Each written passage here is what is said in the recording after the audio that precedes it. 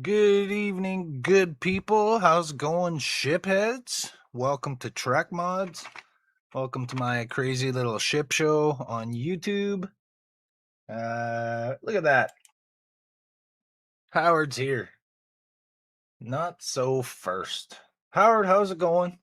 Looks like you're the only one here so far, buddy. Welcome to Keeping Up with the Cardassians. I've got the Cardassian ship. I just made it home in time. I was I'm actually a minute or two late. I was out and about and had to race home and get set up, and I was trying to get something to eat. Didn't quite have enough time. There's Andrew. Andrew, you took the time out from the wedding reception to say hi to us. Hello from a wedding reception. Have a great stream, Jody. Thank you very much, Andrew. I appreciate you stopping by to say hello. I hope your evening is going good for you. I hope you had a fantastic day. And I hope the happy couple is having a great time. I'm sure everybody's having a good time. So we'll get back to that wedding, man. You don't have time to watch this. Come on. You got better things to do. I'm just going to be working on my little shuttle bay right here. I got the shuttles that Donnie sent me right here in this package, and my suspicions are correct. They're just slightly bigger than the so I had planned on, oh, there goes one. So I'd planned on having this kind of as like a lift to the other level down below, which is supposed to be this door right here, right? So that's meant to be the level underneath. So it looks like I'm gonna have to make this hole right here a little bit bigger than what I had, because the shuttle is a little bit bigger than that. So if I put it on there, it's got to at least look like it fits through that opening. So I'll have to extend my opening probably out into the other deck there, the other part. So yeah, it's almost twice as long, unless I extend it this way and have it like that, so that a shuttle comes up and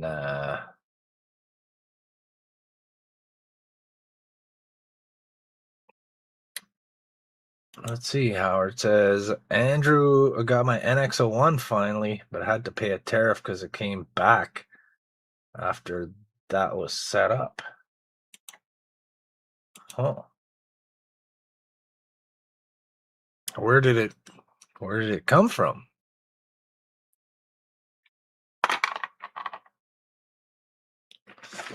So let me see. I got 5 of these little shuttles.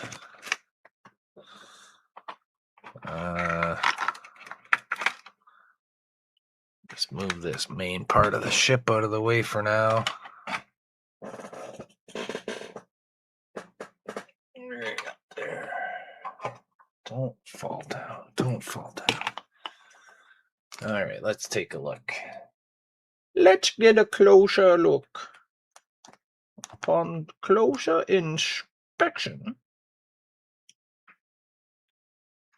it would appear that these shuttles are much bigger than the opening I had created that lights up. So, just first of all, let's see how many fit. So I could have a couple lined up right there.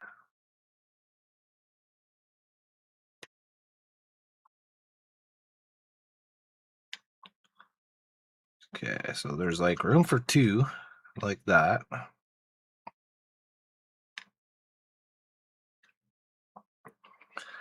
And we got room for this one. So I'll have to extend this hole up to here. So it'll basically be the whole back section right there.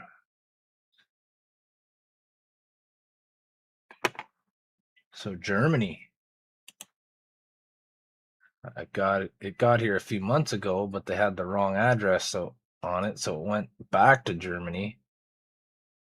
So he sent it back after looking to see if it was damaged. Oh, was it damaged, Howard?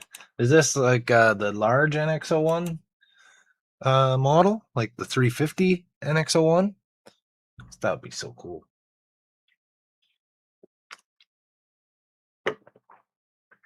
I would love to see something like my NX-01 refit in a 350 scale. That would be so cool.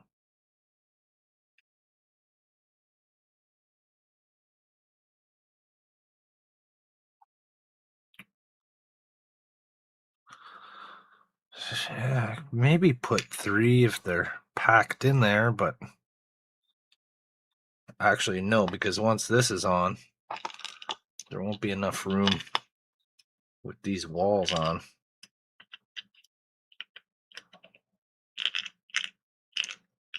So we're only going to have enough room for 2 side by side right there.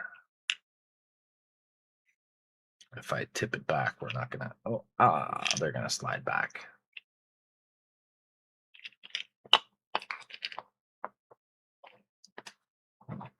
Okay, so we'll have 1 here. We'll have 2 here.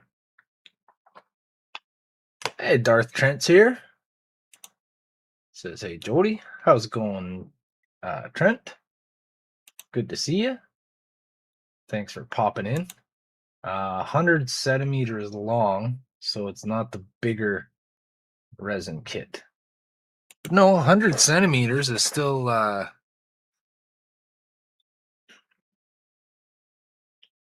centimeters is 3 feet long, man. That's a yard. That's pretty big. So that's like I guess like a 350 scale, maybe even larger.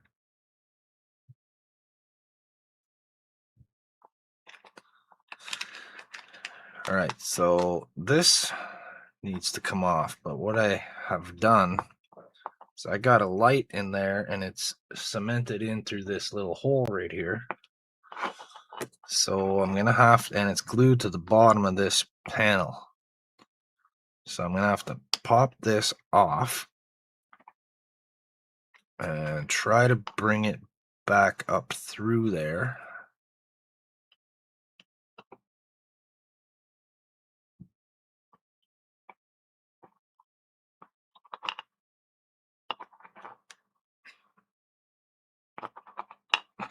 I can't pop that off because I drilled those out of that whole surface. So I gotta cut myself. I have to cut that out of there. Hope I don't cut that wire for that light.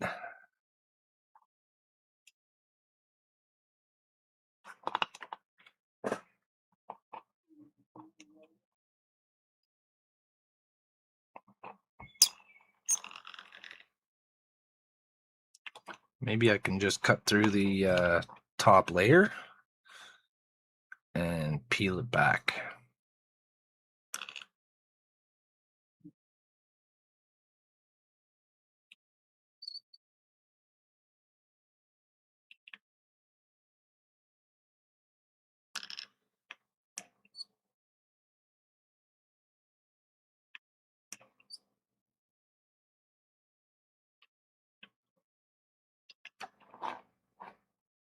Cam's here. How's it going, Cameron? Says good evening to me and everybody else in the chat. Ooh. Watch your ear holes, people.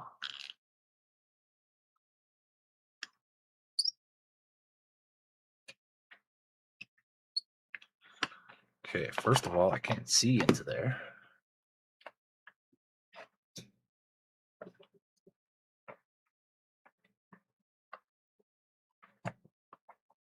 There we go. That's better.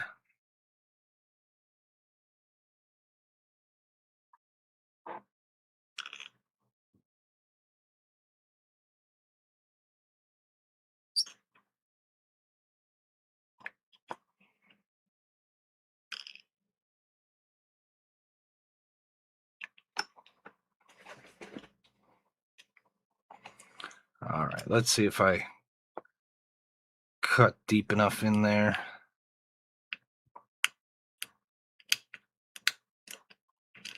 There we go.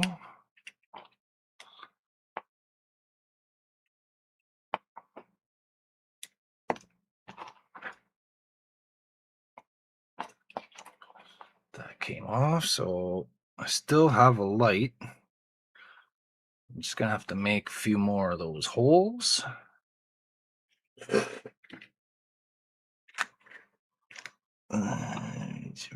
This one right here.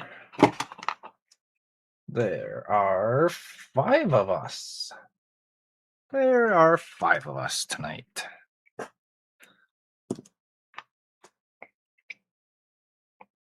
So, unfortunately, no Canadian starships tonight. Andrew's off on a prior engagement, so I'm trying to just fill in, maybe entertain you guys for a couple hours for this week, and he should be back next week.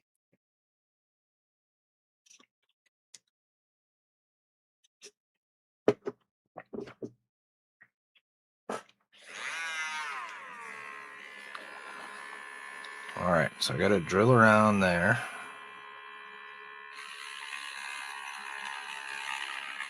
Try to widen this one a little bit to match the one beside it.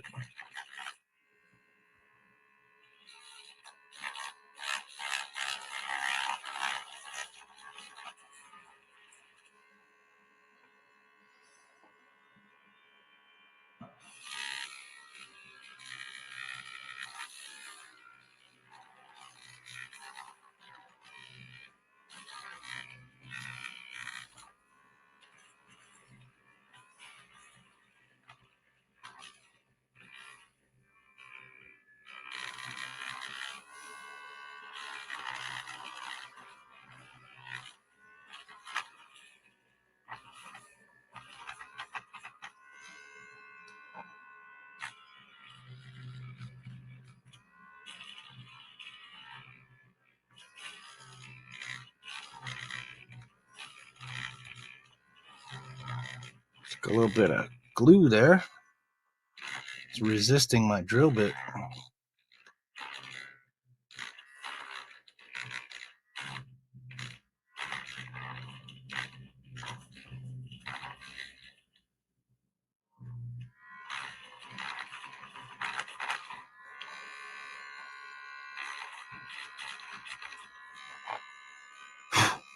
Too loud here. How's it going, Johnny?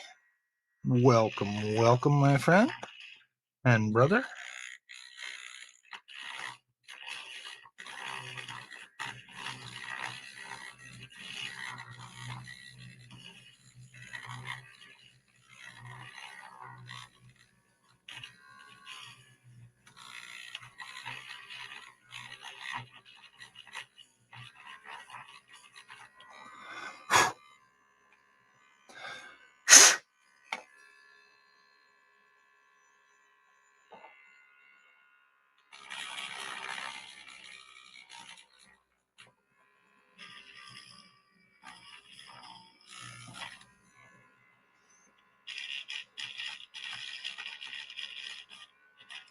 Got a little lip on here. I'm going to see if I can just get it with this. If not,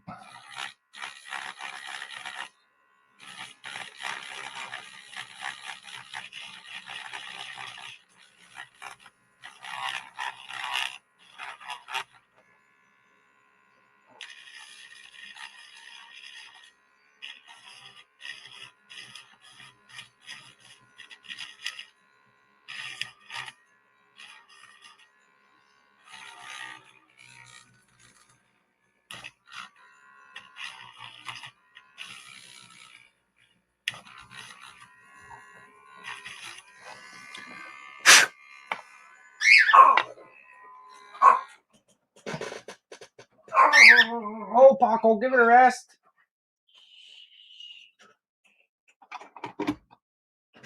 It's on the table there, Donna. Okay, thanks, Jody. You're welcome. Have a good night. You too. See you later. Okay, bye-bye. All right. So I got that carved out.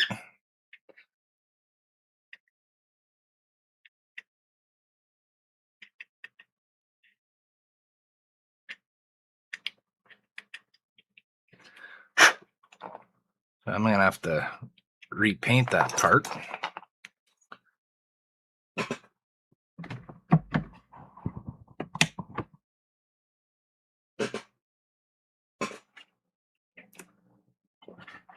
Let me just see if it lights up.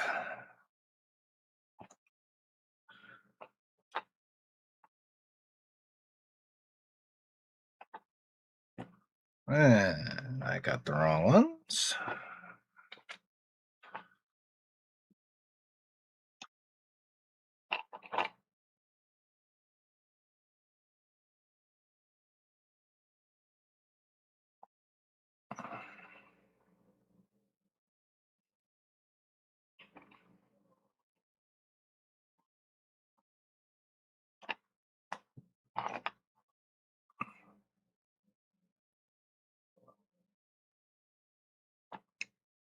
All right. So those are still working. Just put this down on here. Let's see how it's going to look. So it fits in the hole. Just barely. I wonder if they would have little landing gear feet.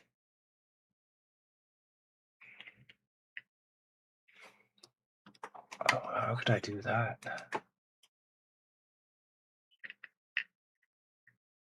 So let's see, just put it in there. Put this on. See if we can look in there. So the other light, like the light that I put in the ceiling, is so bright that that doesn't even really have an effect. You can't tell that the floor is lit. So I think I will have to maybe defuse these ones a little bit. Perhaps I could just color right over the spots where the lights are,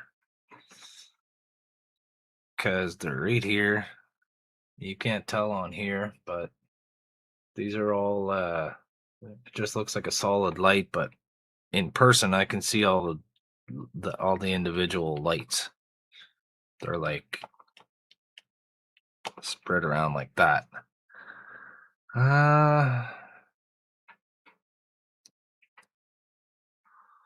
See, this looks kind of cool when you're looking at it from here without all the extra light. That's looking pretty good like that. But when I put the top on, it just lights up the entire interior, and you can't tell that those are even there.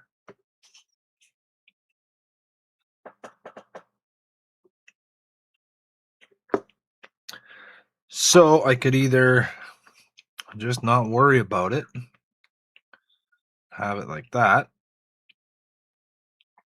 or I could try to dim these ones down and be able to look in there and see more of an effect.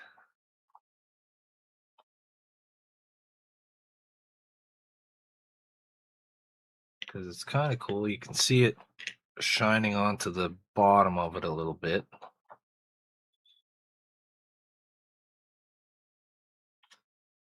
Turn this off.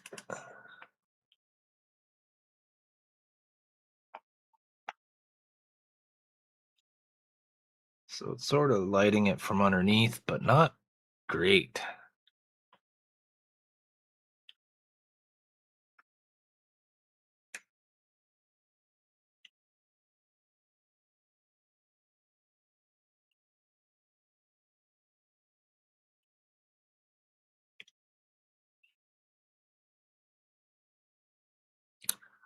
Not sure what to do.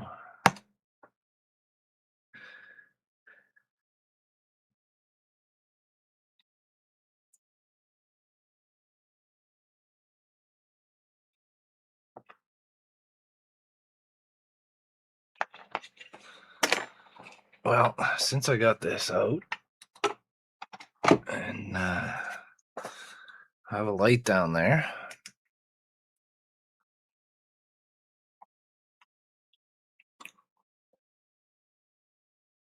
there's 8 of us here. Whoever just joined in, welcome, welcome, welcome. I'm gonna pop myself a couple little windows in the side here,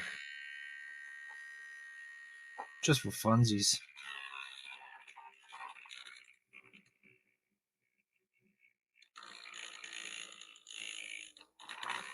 Oh, is this one broken? Tis broken. That's what the problem is. It's broken. I can't drill with a broken bit. It's the tip which is the most important part. I must have a sharp tip.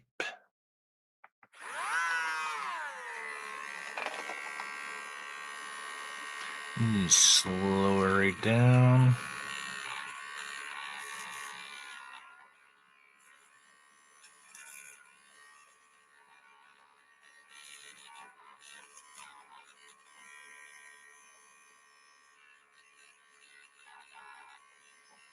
Try to make it square. Howard says I got the broken bit from Jordan. I broke this one myself the other day. I bet ya. I didn't see what was going on because I was driving. I had to go pick up my kid from school. So when I got back and started watching again, I saw the broken bits on the desk.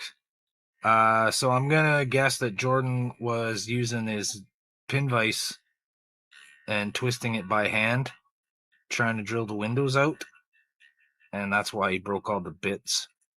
Because when you're holding it by hand and you're trying to turn that, there's no way that anyone's going to keep that perfectly straight enough. These things are so thin and brittle that you just bend it slightly and they pop out. But when you put it in a tool like this and it's spinning, you don't have to worry about it staying straight when you're holding it.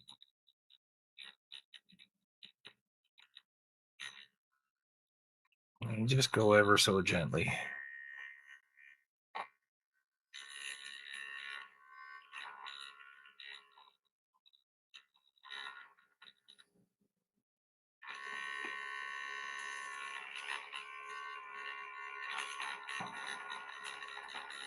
And I think I asked Jordan about it before, or I gave him the tip, but he said his whatever rotary tool he has doesn't go that slow, and that's one of the things. You need a slow drill with not a lot of power for this if you're going to use it this way.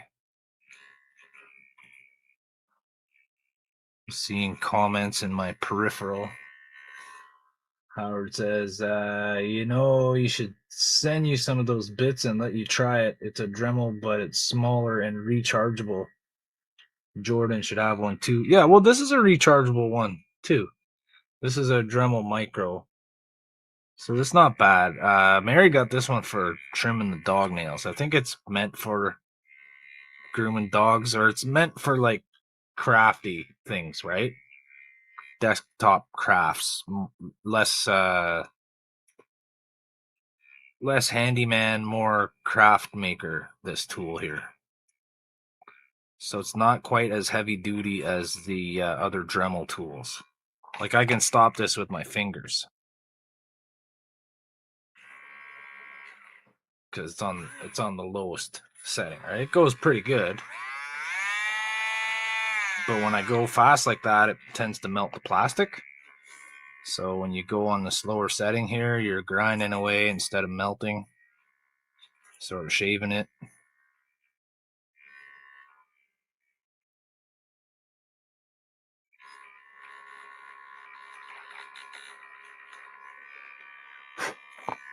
Trying to make it a little bit square.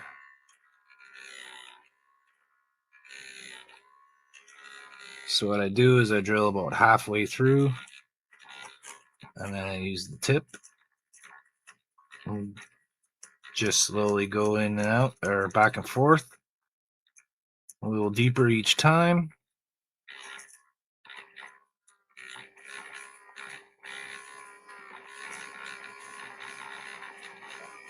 Till you eventually make it through.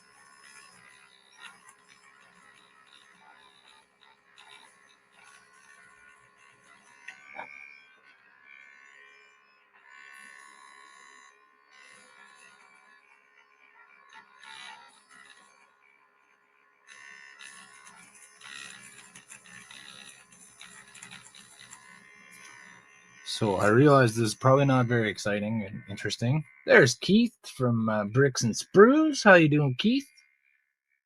I'm here. The party can start now. Excellent. It's about time. Just waiting for the party to start. I was almost a little bit late to the stream because I was at a party. So I had to rush home and get set up and try to get ready. Just made it in time. It was about 8:01 when I started.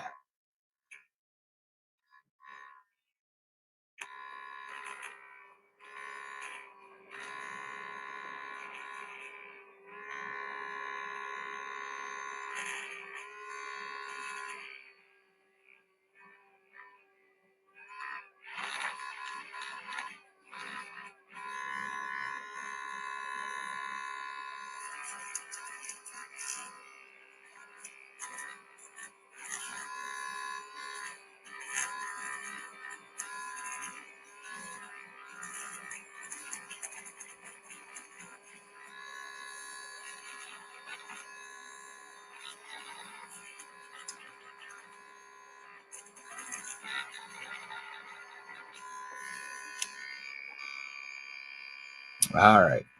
So 3 windows. Took about 10 minutes. Keith says, good, how you doing? I'm doing okay, buddy. I'm doing pretty good. Doing all right tonight.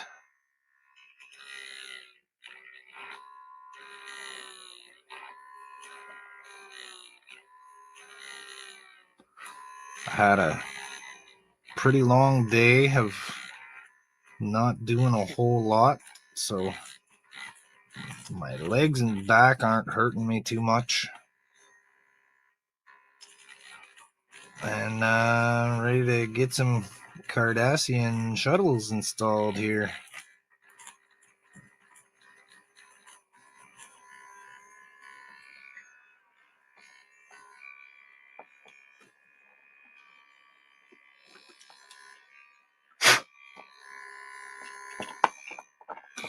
That one got a little bit out of control.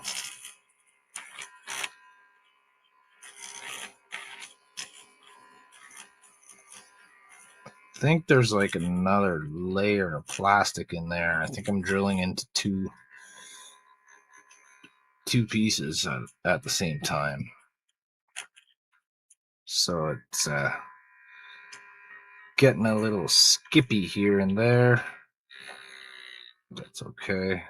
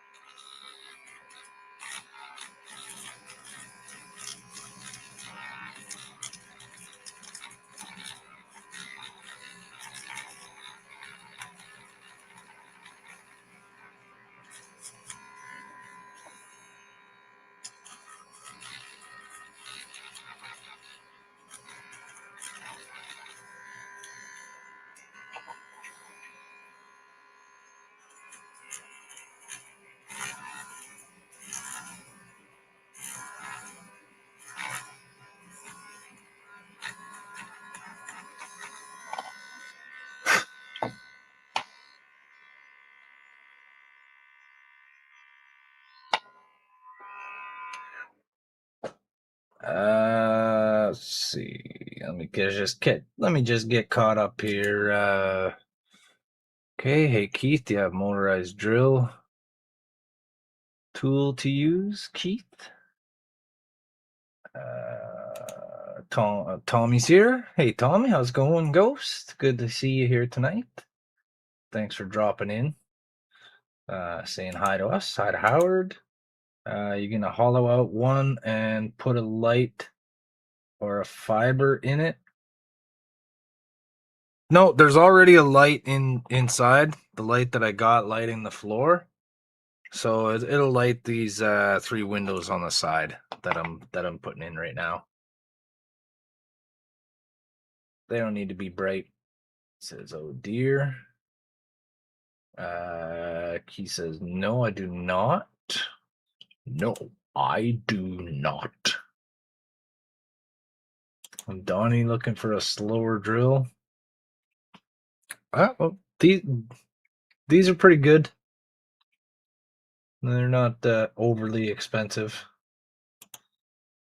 Howard, who's he? I'm Dashman. Dashman. Dashman. Dashman. Dashman. Dashman.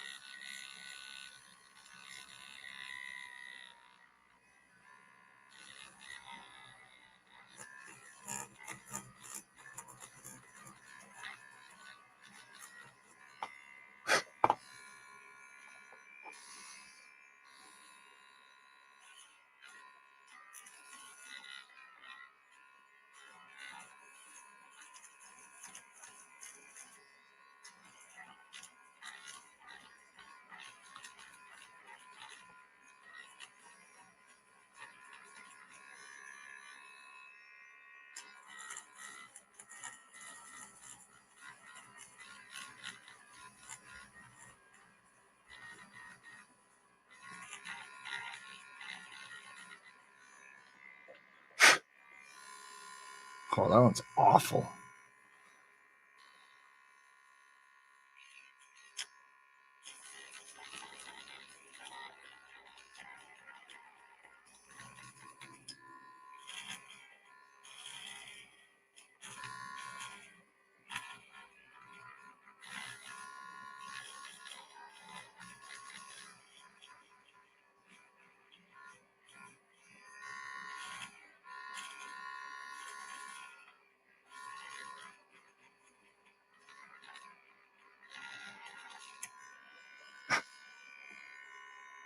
That's better.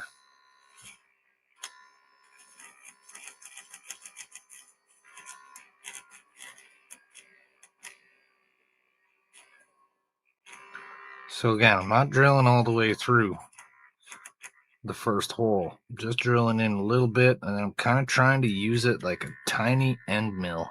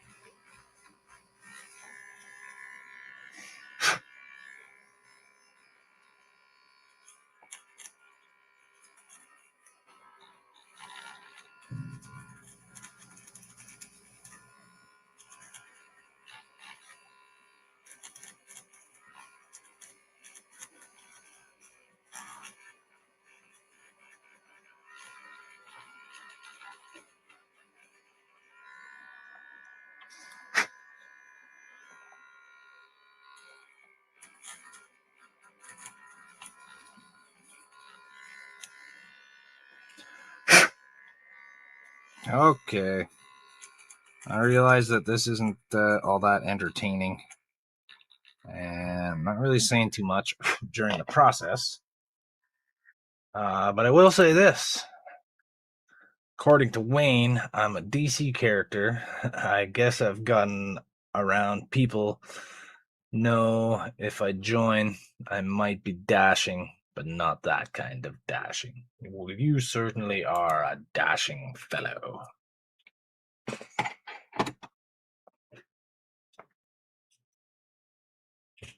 And you know what? Don't even worry about that. I'm happy that you're here watching and you want to see me do this weird stuff. I am not concerned. All right. Start placing your bets on whether I'm going to put these on the right contacts the first time, or if I'll do what I always do and get them reversed. Yeah. What I always do.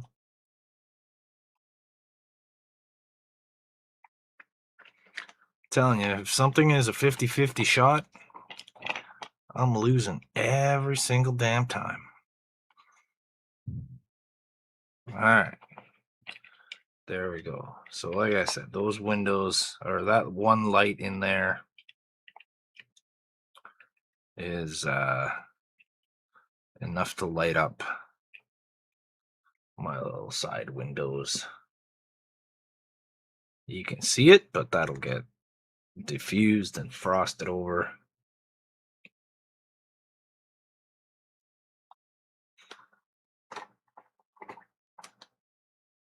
There we go.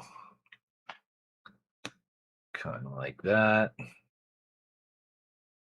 That one looks a little bit small. Maybe I can adjust it.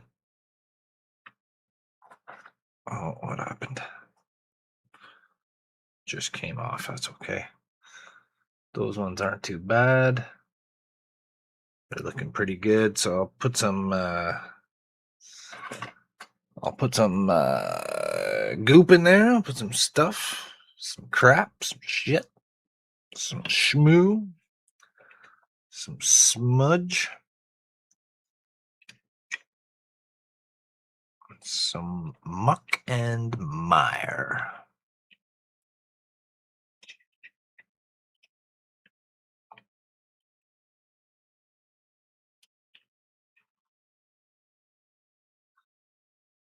All right, so that can all be done from the outside.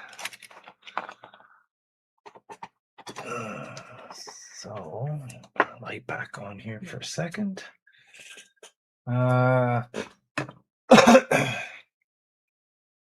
me just find a marker.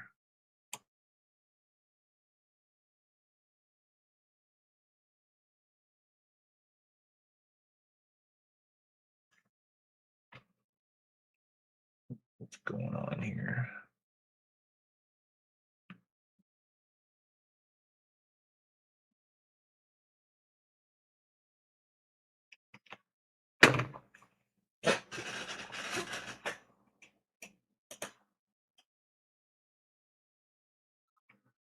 What color would the Cardassian shuttle bay be on the inside? I just want to dull those down a little bit.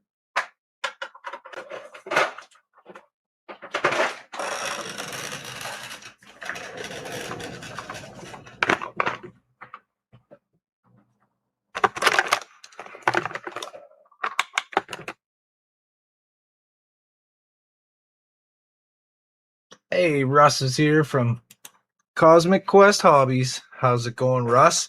Dude, totally love your alien ship design. By the way, that turned out fantastic. If anyone hasn't seen Russ's latest video at right here on my screen, Cosmic Quest Hobbies, look for that logo on YouTube. I wish I knew how to add links into the. I don't know how to add links into the thing here, but go check out Russ's video, man. He did the alien. I wouldn't say invasion force because his people in his story haven't met them yet.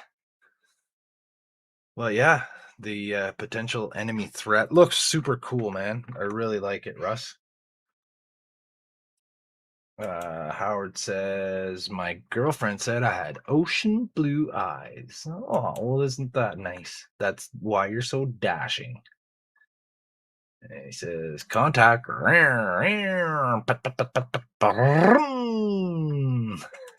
Things are good. Thanks a bunch on the kind words.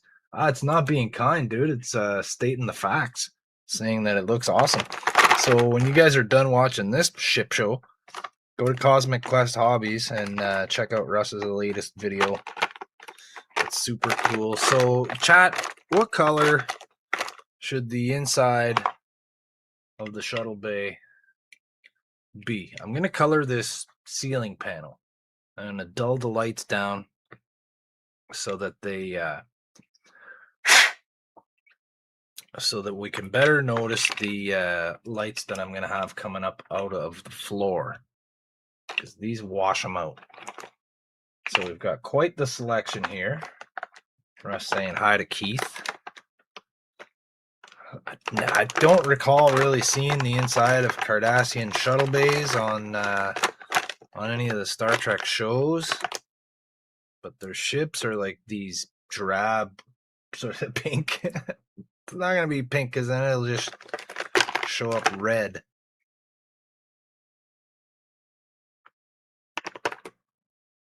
Their ships are sort of these drab beige colors, but That's cream. Warm gray. Let me just get a little piece of paper here. So we got the warm gray.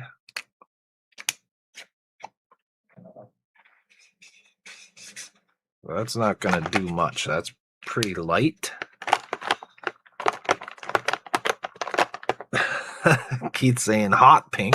I don't know if I even got a hot pink marker, buds. This one is deep red. Deep red. Clear. It's my favorite color. Clear is my favorite color. But see, the thing is, Russ, with it being clear like this, I drilled these little holes here. Okay, because my friend Donnie over at Don's Modeling Desk sent me these little 3D printed Cardassian shuttles. So what I wanted was for this to sort of act like a platform, like an elevator that's lifting the shuttles up out of the lower deck down here, the shuttle storage. So I made some holes right here where I got the lights coming up so it can sort of light the shuttle from below. But the thing is, when I put my ceiling on, it's so bright that it just totally washes that all out, and you can't tell at all that the floor is lit there. So I can either just leave it the way it is and have it real bright so you can see the shuttle bay inside there and see the shuttles. There's only enough room for 3 of them in there. So, we assume that the other shuttles are stored down below.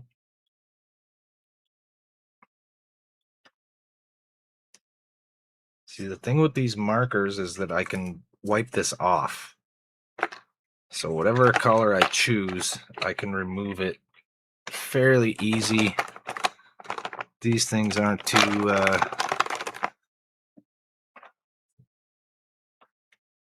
emerald green, like the Cardassian skin.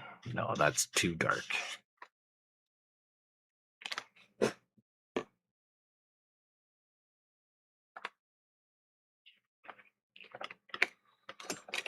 Okay, so what I'll do is I'll hook up the lights. Hey, I got it. First try. First try. Okay, I'll hook that up. And yeah, tough decision indeed. Look at all the markers I have.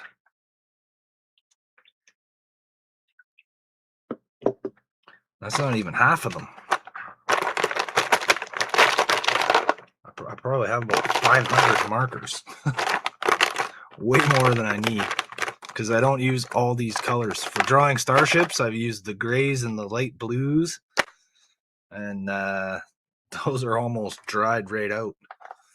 They're the only ones I've used. So let's just put some green on right here. So this is like the kind of the very back. So that doesn't really dull it that much.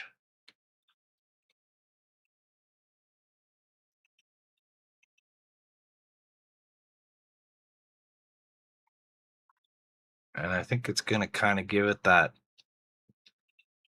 you know what I mean? You might get like that Cardassian look. I don't know. A lot of their stuff's green, I think.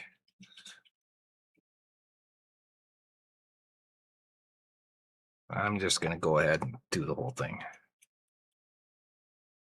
Probably not showing up much on here, eh? But I can assure you the whole ceiling is green now.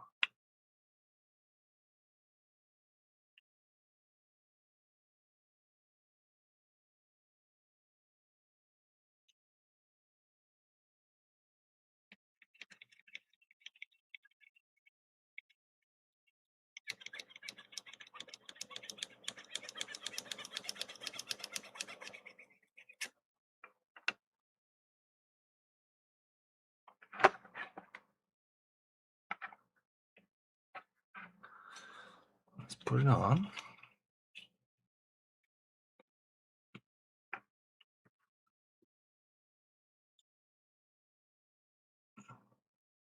So still very tough to tell. Let me try something here. Settings, camera,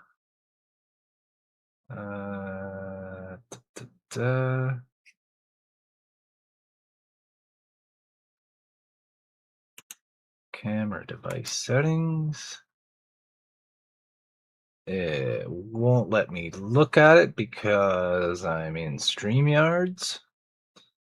Let me just take a shot in the dark. Turn the brightness down. Did it do anything? Probably not, because I'm in StreamYards.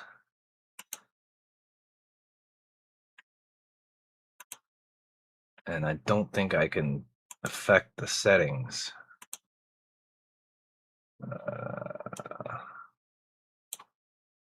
I think I would have to restart my browser. Or did my camera get dimmer?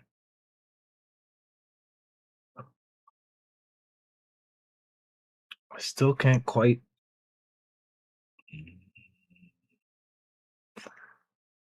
Whatever. I like the way that ceiling looks when I'm looking into it like this.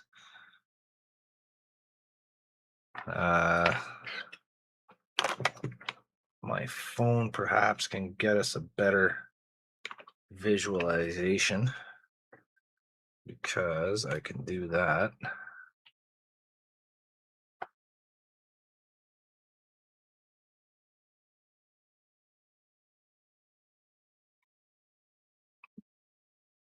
Yeah, it's showing up pretty grainy on the on my monitor there. I'm not sure how well you guys can see it, but I can try this.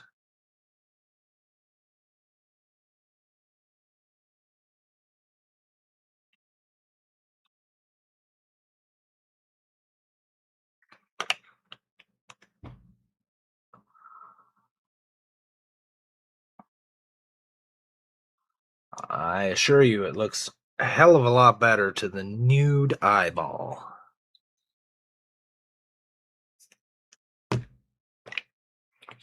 Just doesn't come across great on the. I wonder if that was covered.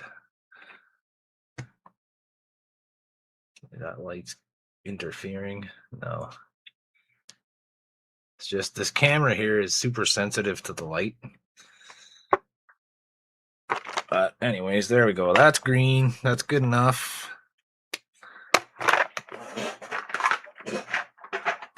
Looks good to my eyeball.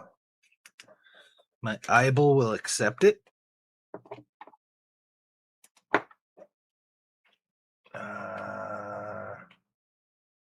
Russ says, yeah, you can see it. So you can see how it's green. Yeah, like when I go back like this, you can really see the greenness in there. And I think once there's a shuttle, it won't stay there because I need to glue it down. But once there's a shuttle in there, on top of that, and it has a little bit of light from the bottom, that flipped over. Come on, shuttle. I'll have to glue it in there, but yeah, that's pretty good.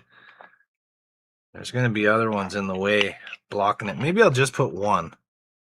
Maybe I'll just have one right here so that we can see inside there better. And it doesn't block everything out. Do you have a clear red you could paint the light under the shuttle?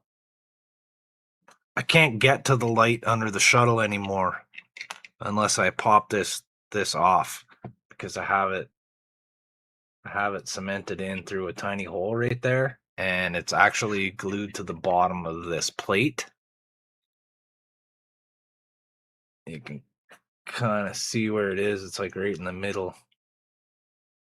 So I can't get to it.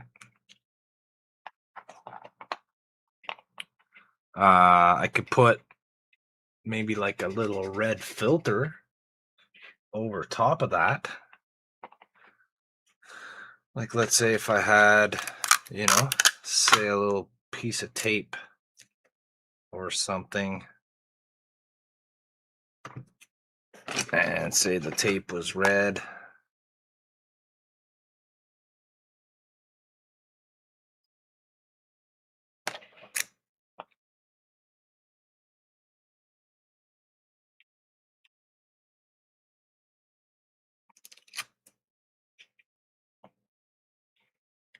Could maybe do something like that.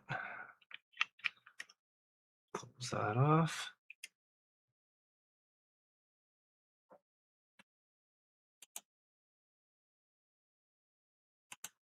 No, I haven't started using my airbrush yet. I'm gonna use it when I get to the Klingon 7D. The 7D cattle bruiser is pretty much ready to start being painted. Let's see if I can get it out of here. Bunch of models in my drawer now that are half built. Miranda Hornet's finished. I'm just waiting for decals. So I got an email from one of my viewers there just the other day. He said there's a set of custom decals on the way, and he's also sending me the Aztec sheets for the Miranda class. So that's pretty much done. Here's the 7D. The 7D cattle bruiser. So this guy's waiting for paint. And I'm going to bust out the airbrush for this one. See, I got those, added some laser guns or laser cannons or whatever on the nacelles. I added some, used some guitar strings there to add some extra detail. Top and bottom. That's masked right now because I'm going to be painting it. So yeah, this is the backwards D7, which is the 7D. Right there. So Keith says, Russ says the 7D is a decent size. It's a 537 scale Klingon battlecruiser or Katinga or whatever. It's the Katinga because it has all the plating on it, right? The original 7D is smooth, or the original D7, right? This is the 7D because it's backwards, but the original D7 is just smooth. But other than that, it's basically the same kit. Keith says, I was thinking a different color might help it stand out a little more since the lights in the ceiling are white. Yeah, it will. The lights in the ceiling are green now. We just painted them green. So I might go with like a little piece of tape like that and color that in red because it does make it stand out. The first thing I got to do is clean this up a little and color the rest of that floor.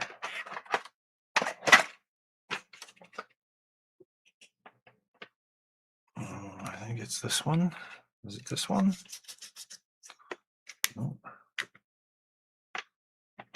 It's this one.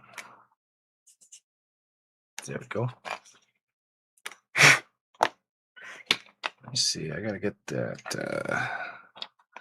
It's like dust in there. Then when you look in with like a close-up lens or a close-up camera, tiny little minuscule grains of dust look like massive pieces of debris.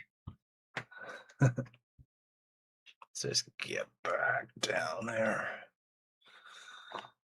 All right, so I'm just gonna recolor this. Just use these paint markers.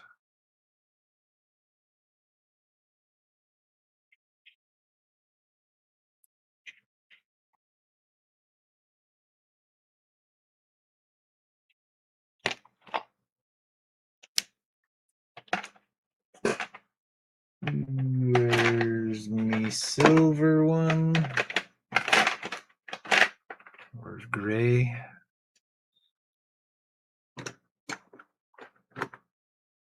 That's not it. Here's the gray one. There we go. So yeah, I'm gonna paint over this gold here. Make it sort of gray. Oh, this one's dead.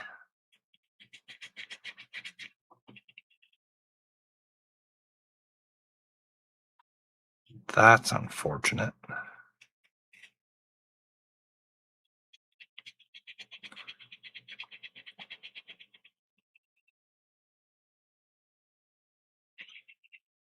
Okay, that's gonna need a sanding job. Gotta give it the old sand job. Blair's here. Hey Blair, how you doing? Saying hi all. La Forgery Corner. That's right. I'm Jody La Forgery, your cheap engineer. Welcome, Blair. Welcome. Darth saying welcome. Russ saying hi to Blair. Everyone saying hi. All right, this here is a little rough. Let me see if I can just hit it with this before it even dries, so it kind of just roll off there. Just sort of peel that paint a little bit. Peel the paint. Oh, I don't know. I couldn't rhyme anything with paint. Peel the paint like worn out taint. I don't know.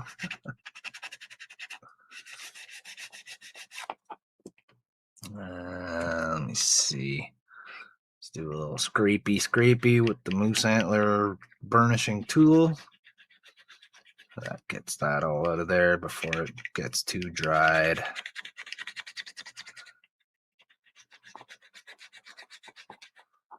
All right, I'm actually going to hit this up with some real paint because I want to paint some lines on there. Not sure what they would have for shuttle bay markings. So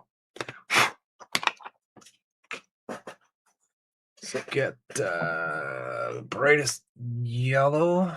Maybe not yellow. Let's go with this kind of. That's the translucent yellow. I don't want that.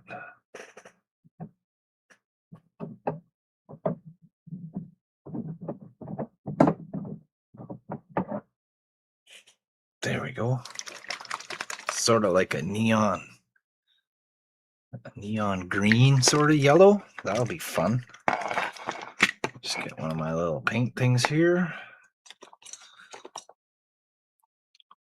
This one's already yellow. I can just peel that out and reuse the little paint cup. These are just tattoo ink cups. That's all those are. I still got lots of them from when I used to do that, so I might as well use them for something. A little bit of yellow in there.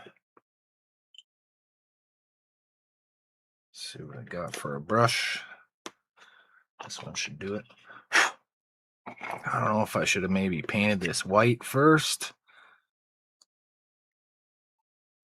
Yeah, that's not gonna do much. That's not gonna do much at all.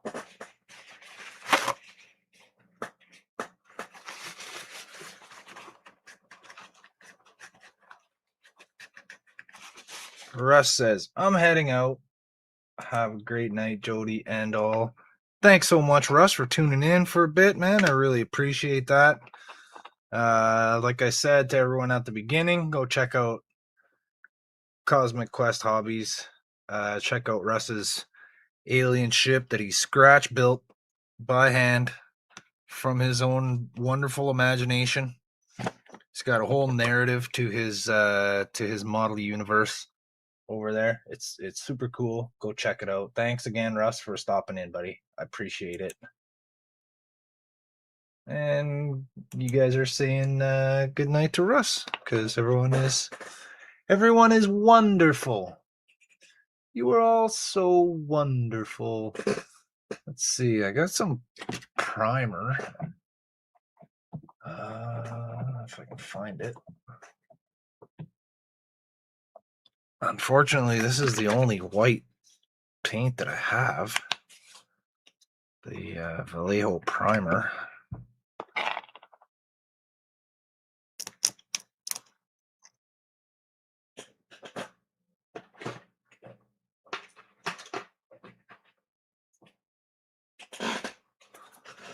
I could just simply grab a new one, but they're really easy to clean out. Just pops right out of there. So this primer is real thin. Well, I guess it's meant for an airbrush. I don't have any craft paint anymore. I've used it all up, unfortunately. And I have not had a chance to resupply my craft paint supply. So this takes a lot of coats. This is like, I might as well be just using milk.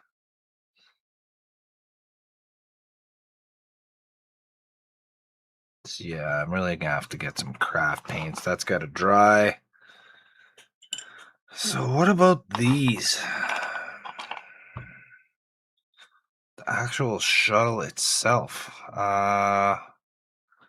I can't tell what they look like because I can't find pictures of these particular Cardassian shuttles online. The only thing it shows me online is the other ones that we've seen on Deep Space Nine, and they have like the little fork tail at the back, and they have like the little hammerhead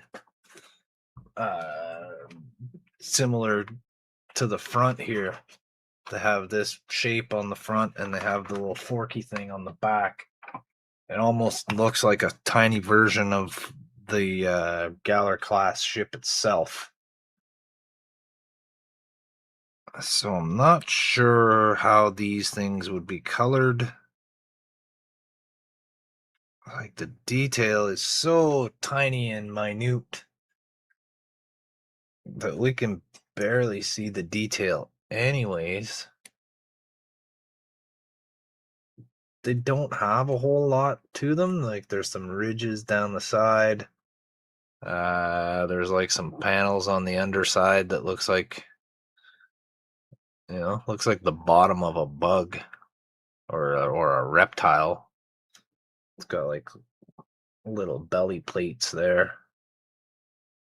And looks like a little wee tongue. It's got a little baby tongue right there. Blah, blah, blah, blah, blah, blah. So I don't know if it's got like that's a weapon or a deflector or whatever the deal is.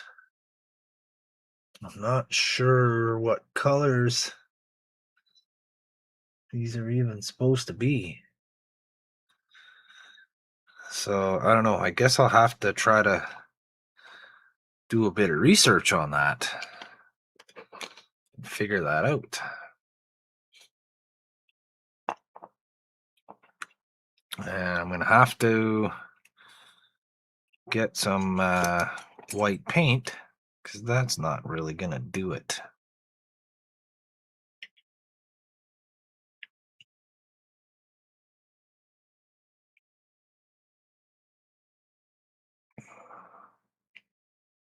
Got a little bit of a melted lip here because of the sonic saber. I'm just gonna try to get rid of that. Like so.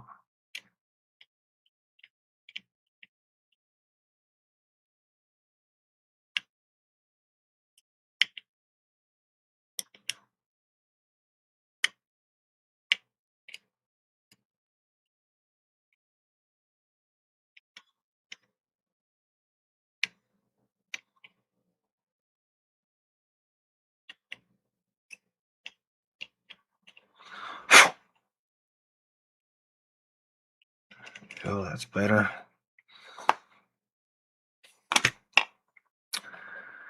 Let's see if this was.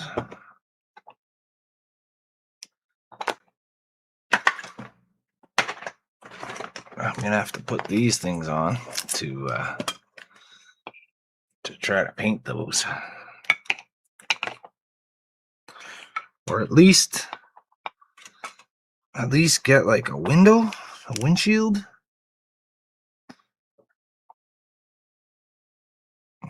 Let's see. I'll try to make this black.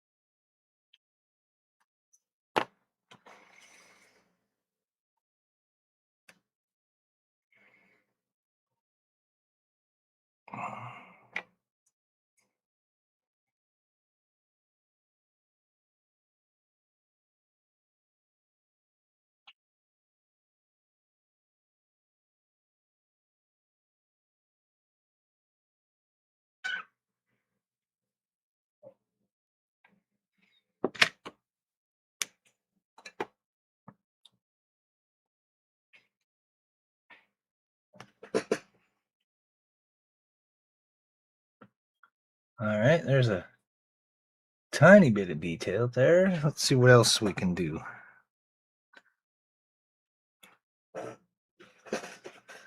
Let's see. Let's get a little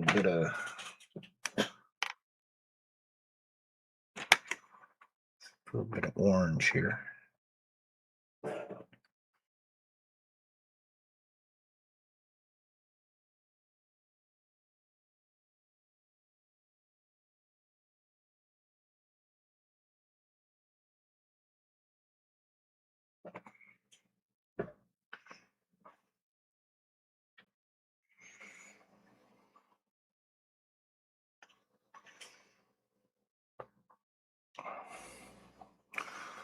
Uh,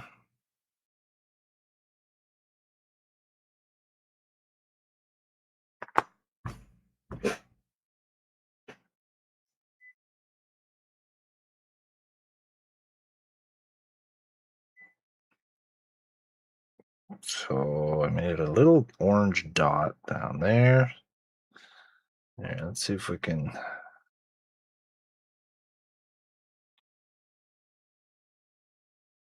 All right, not enough pressure.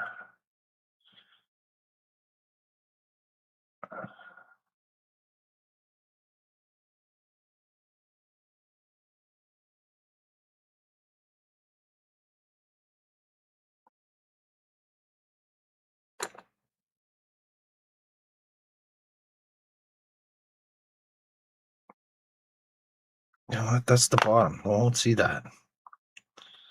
Don't need to worry about that.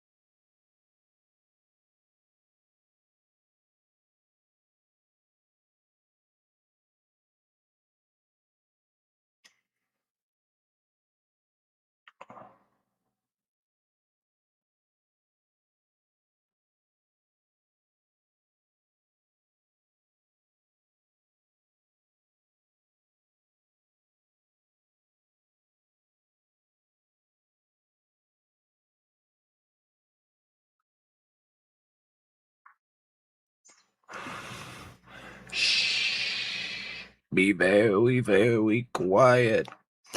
I'm painting shadows.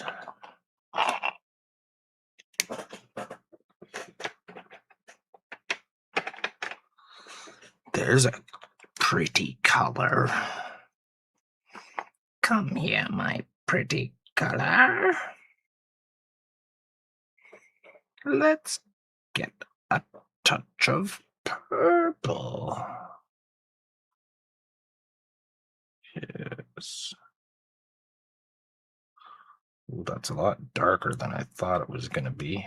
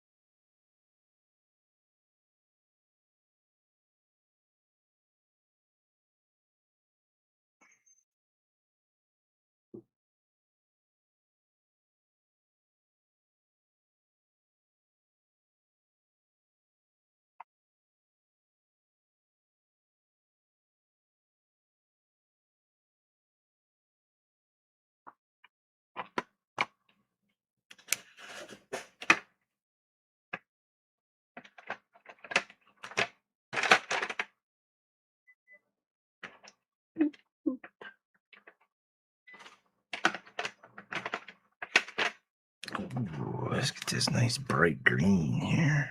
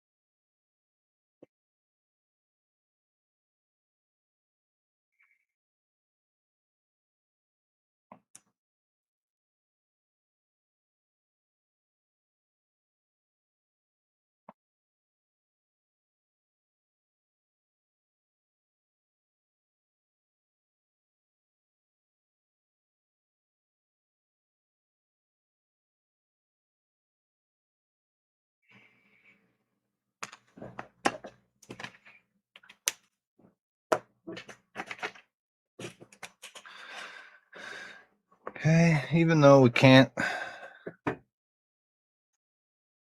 see in there at all, we're not going to see it when it's in the model. But I might decide to have one of these outside the ship, sort of similar to what I did on the Excelsior, with the shuttle coming out of the shuttle bay. So we're just going to make that red on the inside there. A comment! Hi, Andrew. Oh, Andrew's back. Andrew says, how's the stream going? One of my kids is done, so I managed to escape the reception. Just changing before driving out. Oh, you have to head home tonight, Andrew? It's a bit of a drive. Let's see, we'll make this front tip here red also.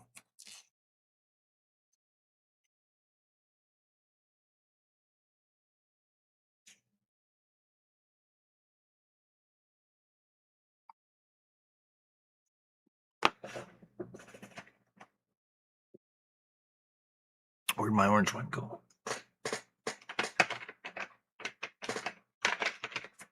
There. We're just gonna reinforce that orange right there.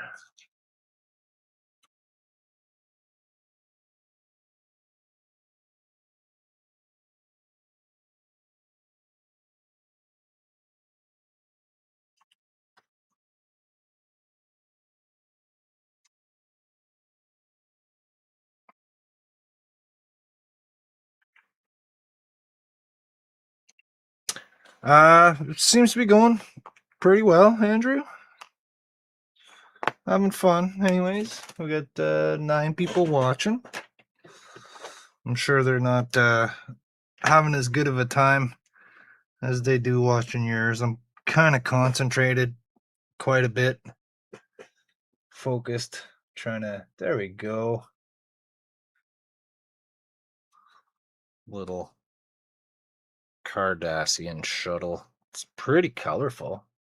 Made the bottom green. So let's see how it looks inside the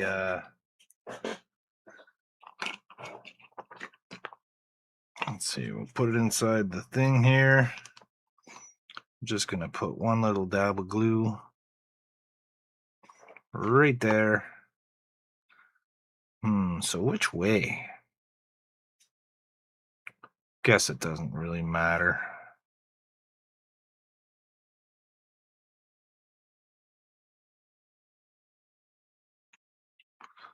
Wonder if I should have tried to put little landing legs on it. It's the tiniest dot of glue, so I can pop this off anytime I want. That's not a problem.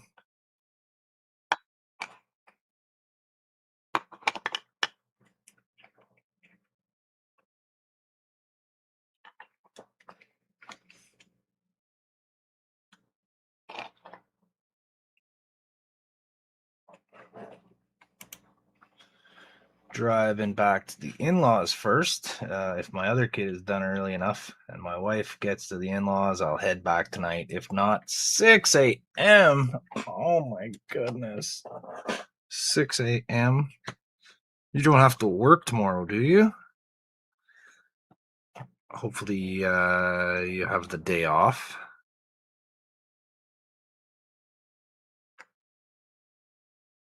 Because if you had to work today,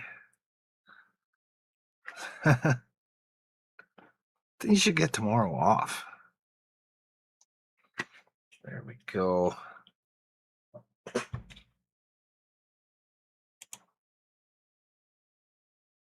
And charge, not change. Oh, gotcha. Gotta charge. Steven Martin's here. Welcome to the show, Steven. Nice to see you. Thanks for popping in. Thanks for dropping by. I appreciate it. So here's my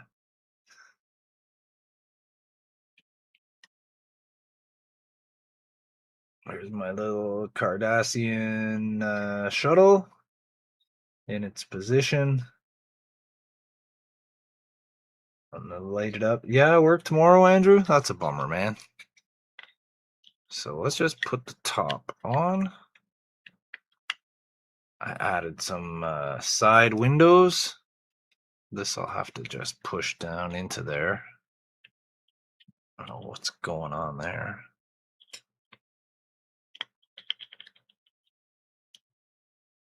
So I added a couple windows on the either side there. It's too bad I didn't think ahead. I could have put one of the shuttles in there. I can't really do well. I guess I could pop my door off and stick one in there and try to look at it through the tiny window, but I doubt you'd even see it. You probably wouldn't even see it. So there we go. It looks like it's really dirty and beat up inside there. But that's like the tiniest little bits of dust. Like it's almost nothing. You can't even see it with the eye. Let's get this little brush here, maybe.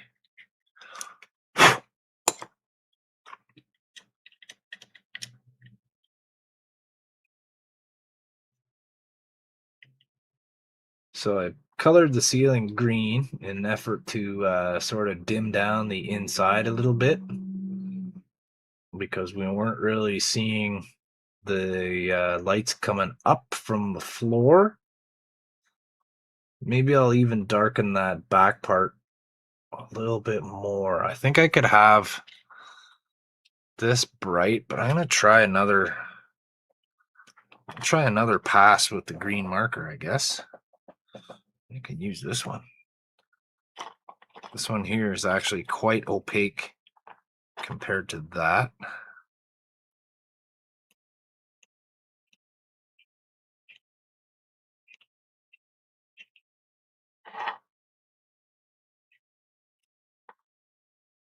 So that will make quite the difference.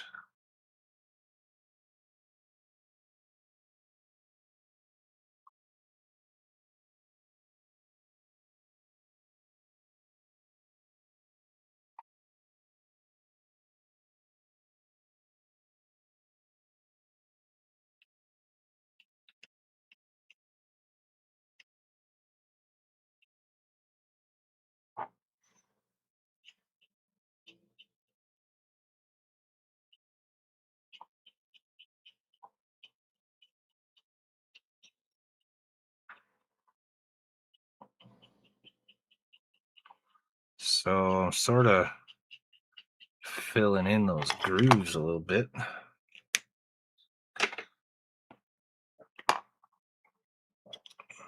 Let's see if that makes a difference. Cam says looks awesome like that. Oh, that's even better.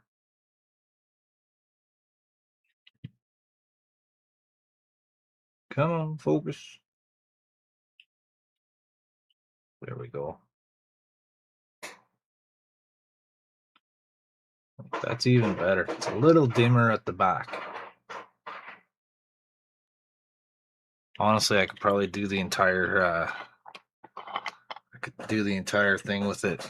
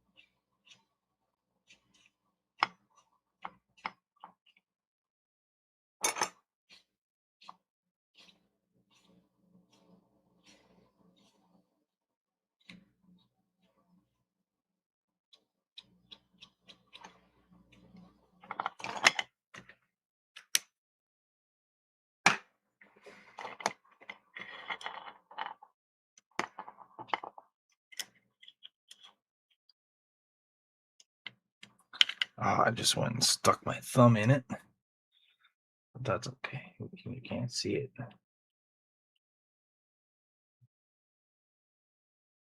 Can't tell. You can't tell. Sort of blends itself all in. That's not bad. So the darker I make that, the better it looks inside there. You can kind of see that it's lit. I can't see any of the details that I painted on there, like the windshield but that's okay. I got some other ones. They're gonna be like this. There's one right there. I don't know if I'm gonna put two because it kind of blocks that off. I won't be able to see much in there if I add two.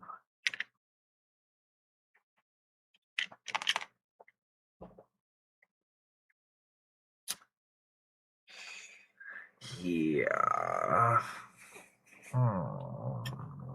You know what? Yeah. Actually, gotta get into there.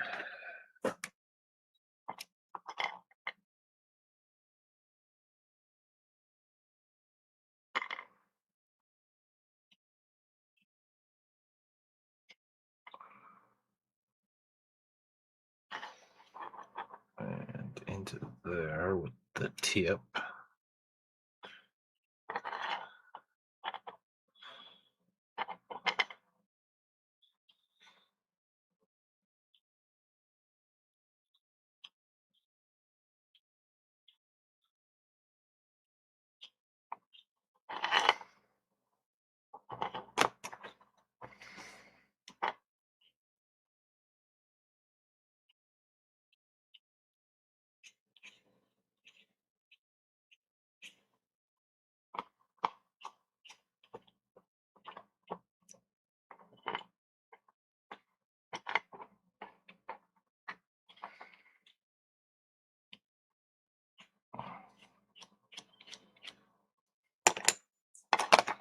Kind of like that. I like the way that looks. Sort of a little bit grimy. It's like once that's in there, you can't tell. You know, well, yeah, I guess a little bit. But that's okay. Because it just looks like it's a little grimy. And then you got some buildup right at the exit above the door there on the ceiling where stuff's collecting from the shuttles entering, exiting the shuttle bay. Just got like a buildup of whatever.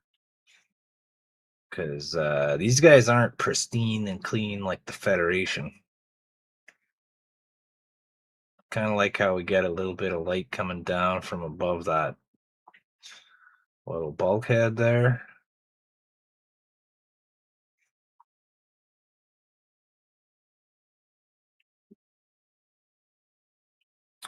That'll do. That'll do. I'll put a little putty in the end to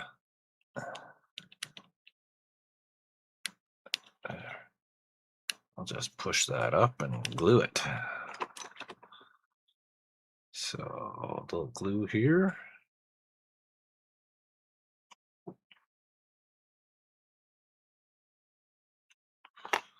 little glue, and I'll just kind of push that.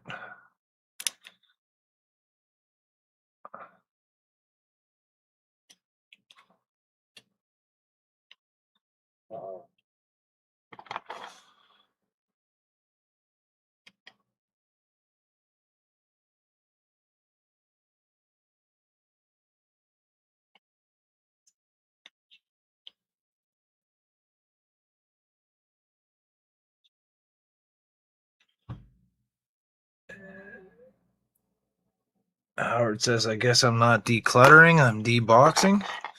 Are you opening all the boxes and you opening up all the boxes and checking out the model parts and stuff, Howard?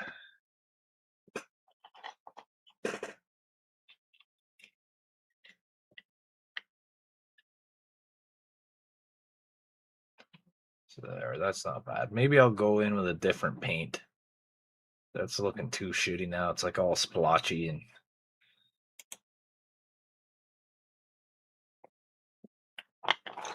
all right. Moving on. So I got one in there. I'm not going to paint the other ones right now. 2, 3, 4. One more somewhere.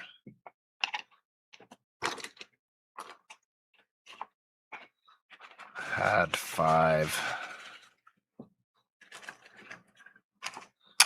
Sure to turn up. Just put it in there. So I had a plan to make where'd you go? Had some pieces. Oh, right here. So the pieces from the Excelsior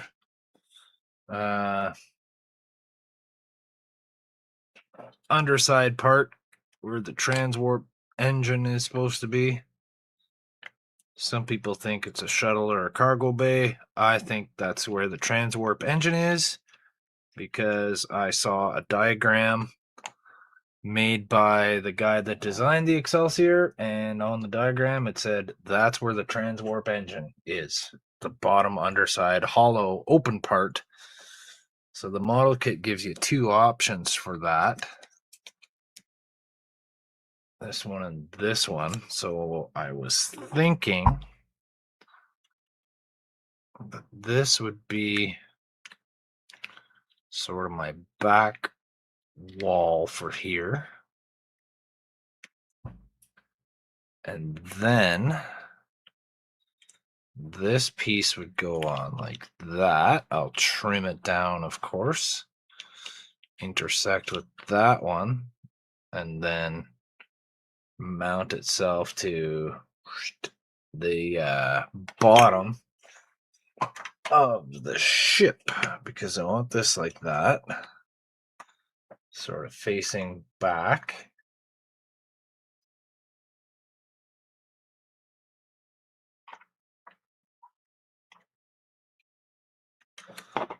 This ends up making it really weird. What if I just did that? What if I just put it right there?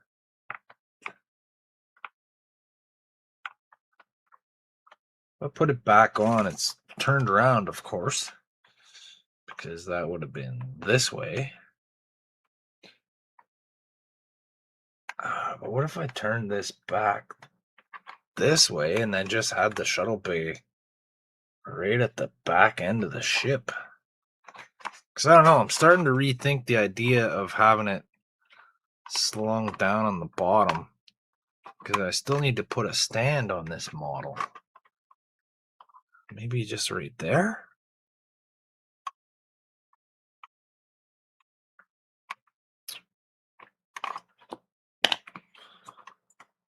So this can be trimmed down.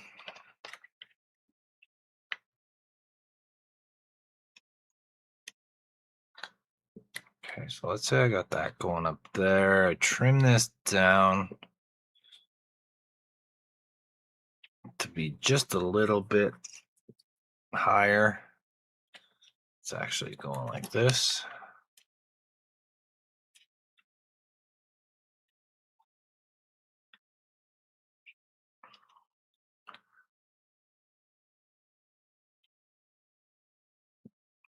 Okay.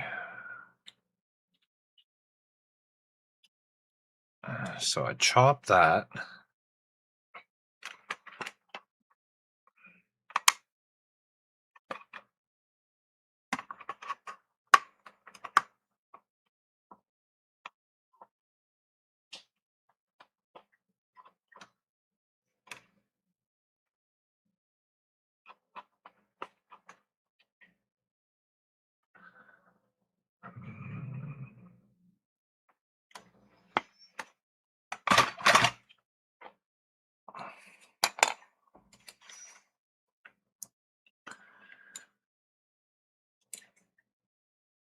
Okay, so I can't glue this on yet.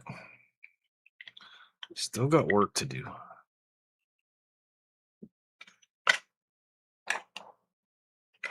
Put that to the side. What do I have to do on this part? I gotta figure out where the stand is gonna go. So that'll be there. What am I using for the stand?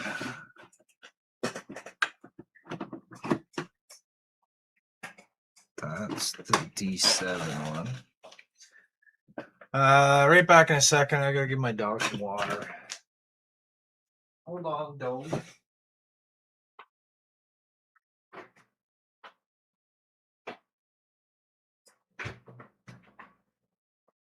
Hold on, Doge.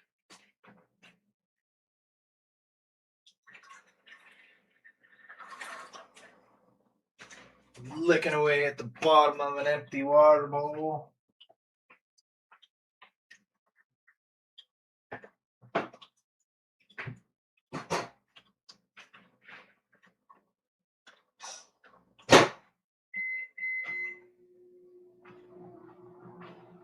Get fresh coffee.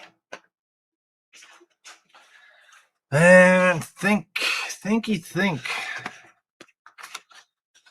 Just need to think for a few minutes here, you guys. Just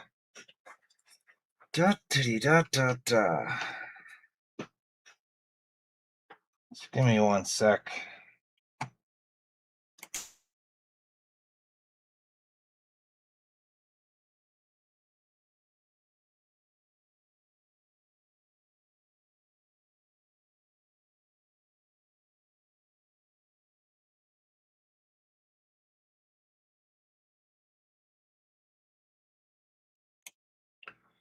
So I'm just digging in the bin, looking for parts here. Give me a second. I'm just muting because it makes a lot of noise.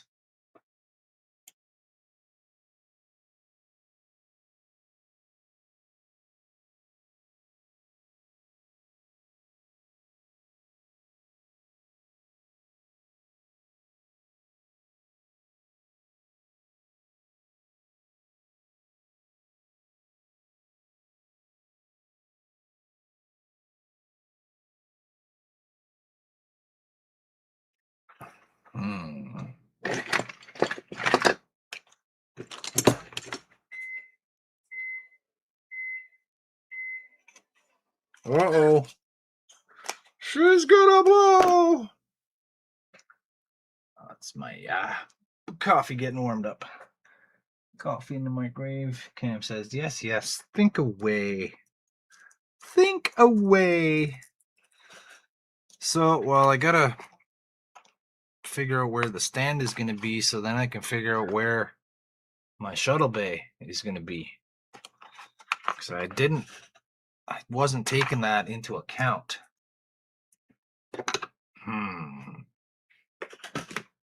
BRB.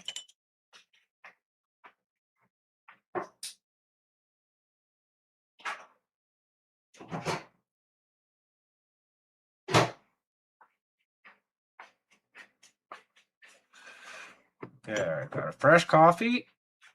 Out with the old, in with the new.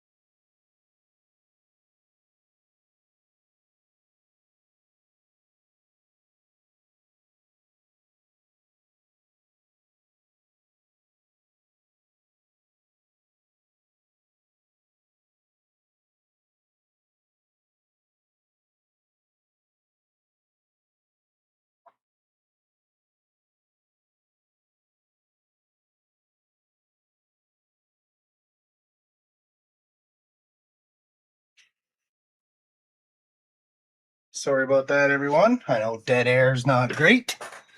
But when you gotta go, you gotta go.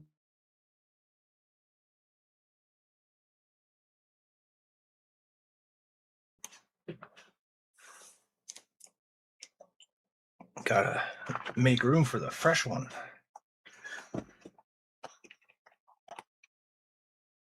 Okay, so I got clear pieces that go in these corner cutouts, and they need to be orange.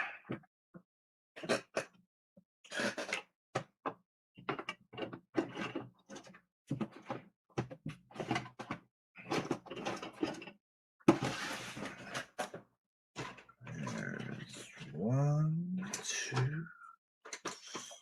So right here. So these go.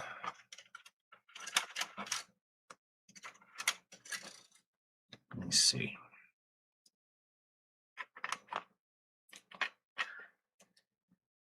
Like this.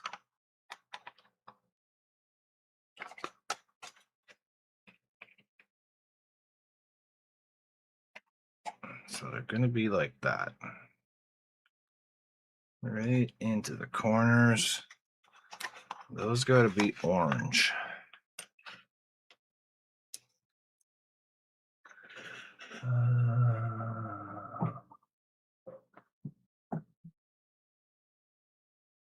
This says orange, but it doesn't look very orange.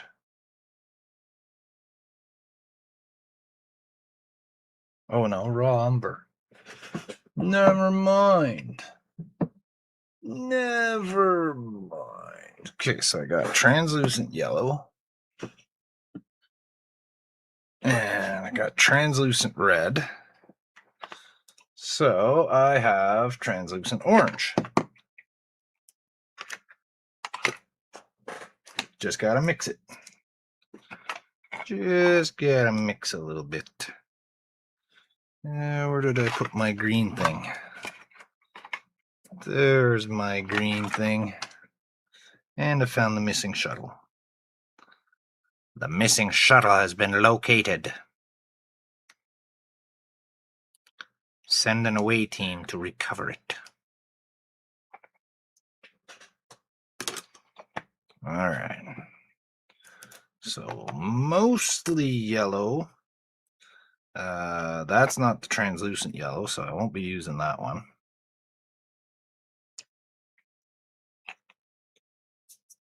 Well, let's see. Howard says, yeah, you're worried about us hearing your bodily functions when Ian subjective to his bodily functions every stream. Ha, I get it, stream. I see what you did there. He said the stream. Hey, Mary. Hi, sugar pie. I didn't expect you home.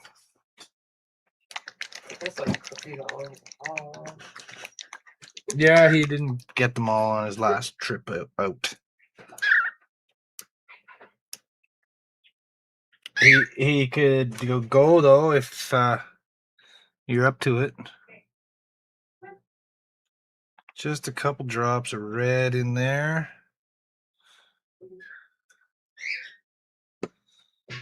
Where is my mixing stick? I got a little mixing stick. Here, I'll just use this one.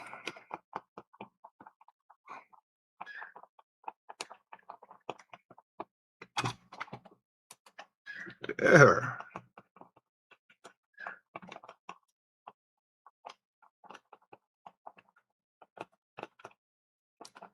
Cam says hi, Mary. Saying hi to his sister.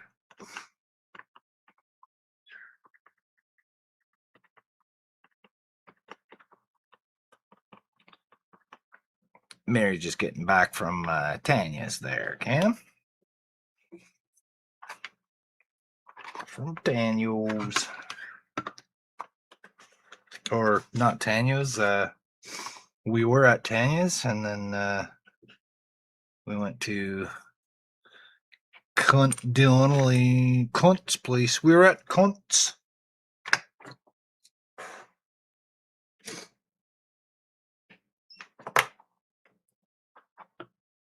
That's looking nice and orange. Where's the box? What do I do with the box top? I can't find the box top with the photo on it. But anyways, yeah, those are orange. And just to piss everybody off, get my brush here.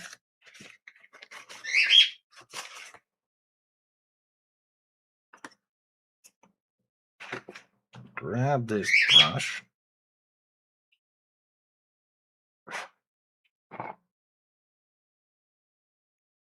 So I'll paint the inside.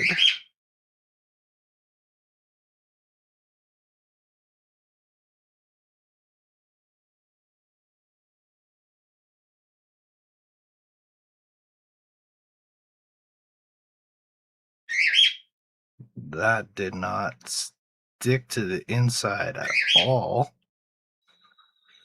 Let's see.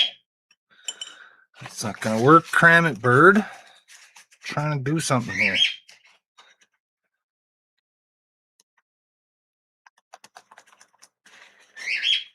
Knock it off, bub. Okay, so I gotta try to scuff the inside of that.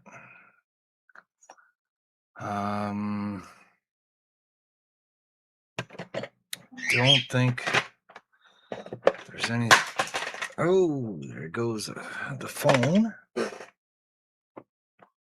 Good thing for the protective case. Let's see. That one's curvy. Well, there we go.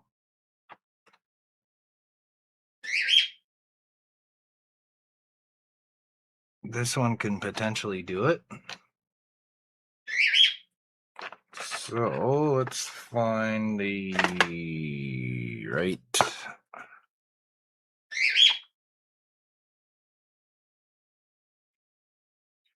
So it'll be one of those ones.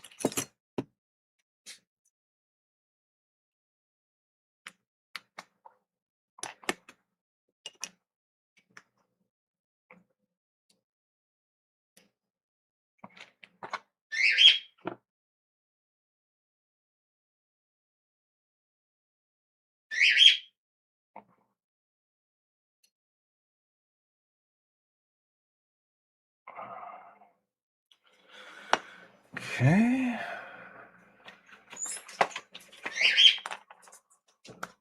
Hi, boy. Were you a good boy?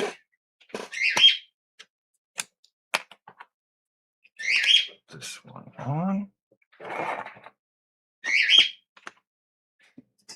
Let's see if this does it.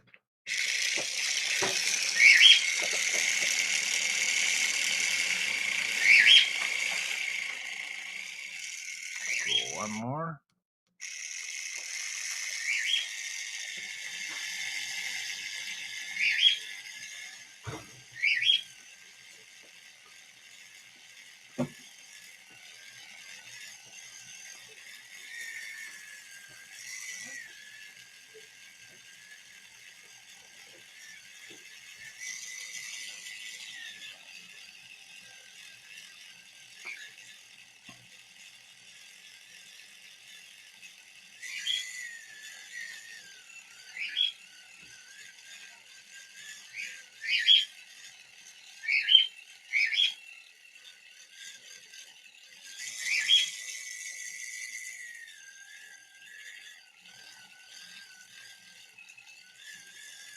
Not quite getting the corner.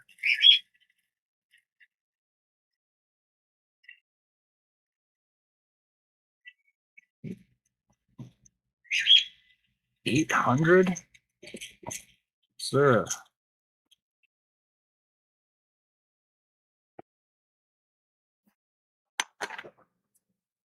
Try a lower grit here. 280. That's probably better.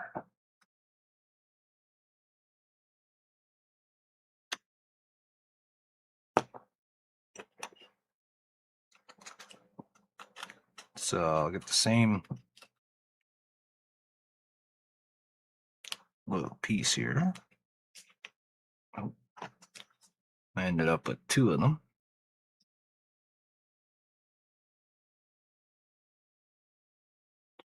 Actually, you know what? I'll put one on the side.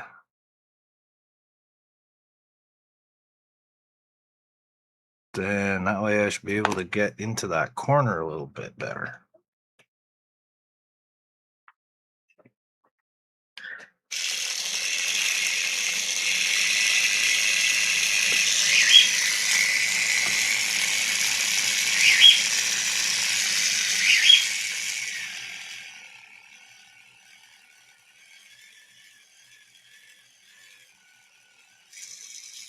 That's better. It's looking frosty.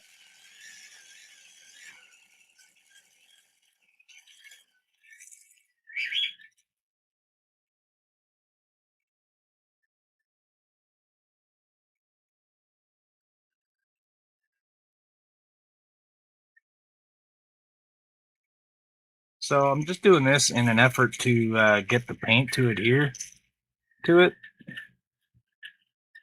Because I put some paint in there and it just kind of spread itself out into the corners. It didn't stay on the entire surface. So I figured if I get in there with this, just give it a quick little sand job, give the paint something to bite into.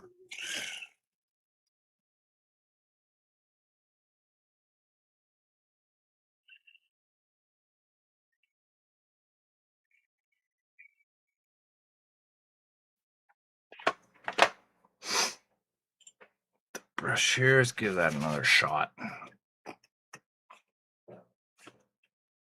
Everyone said hi, Mary. Hello. I'll stop. Mary said hello and the dog started barking. That's his trigger word.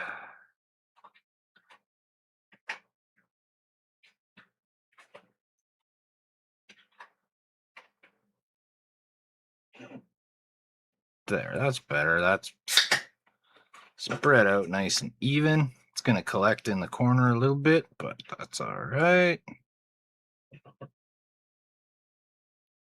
Just sweep it out of there.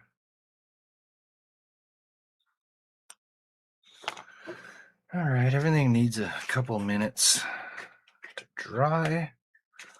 I got a few more of these.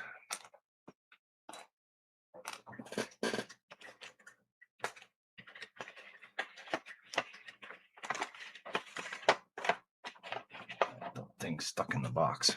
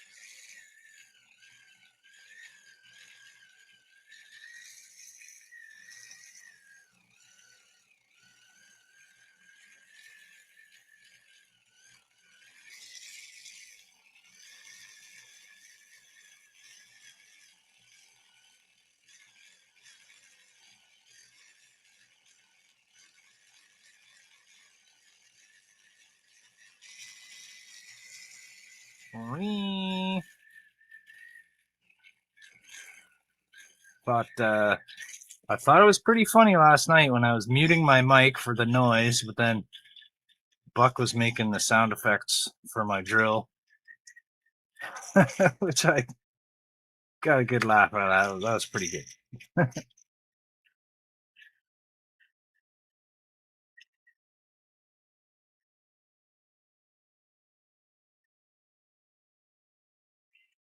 I might even be able to go an even lower grain.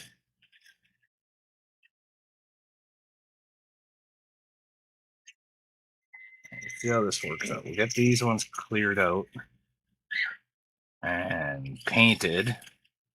Let's see how the second coat goes on that.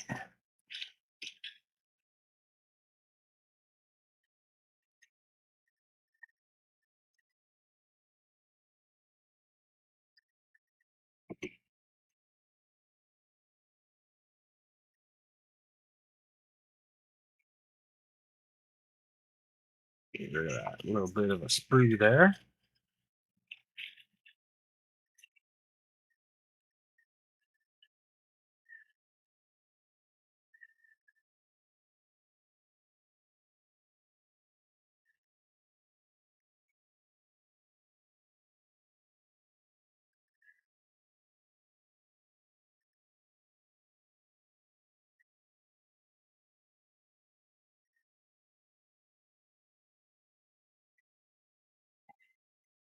Yeah, I know, boring. The numbers are dropping, but that's okay.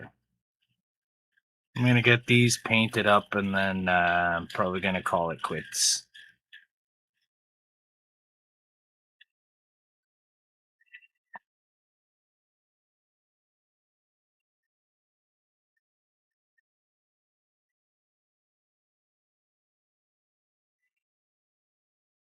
Hope this thing's not making too much noise. If anyone's got headphones, I got one from 10 to 9 back to 10. Somebody ducked out and then came back.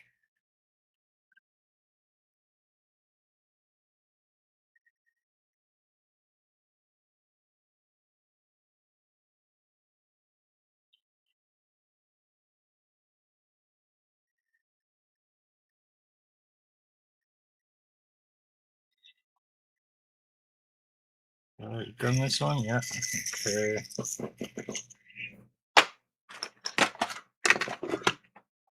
Get the fret leveling beam. There's a little bit of flash on the end there. And here.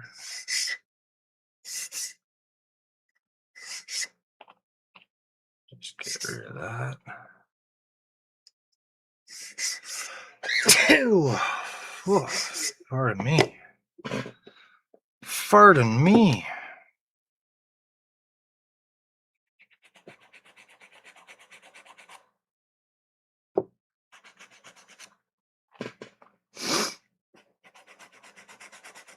There must be something in the air, in the air.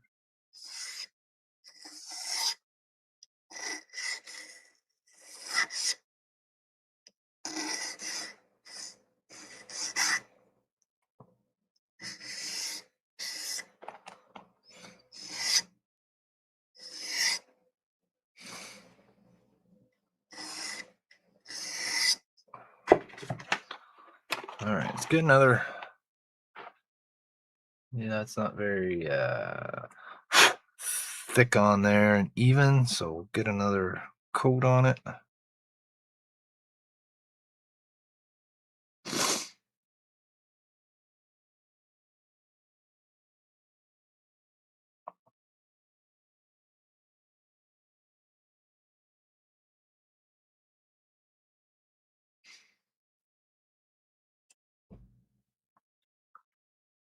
So we want to see how it looks going through there. That looks pretty good.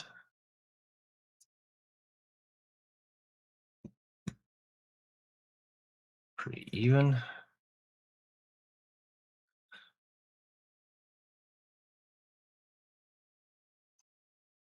If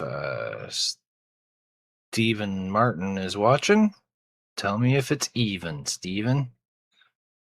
Ha.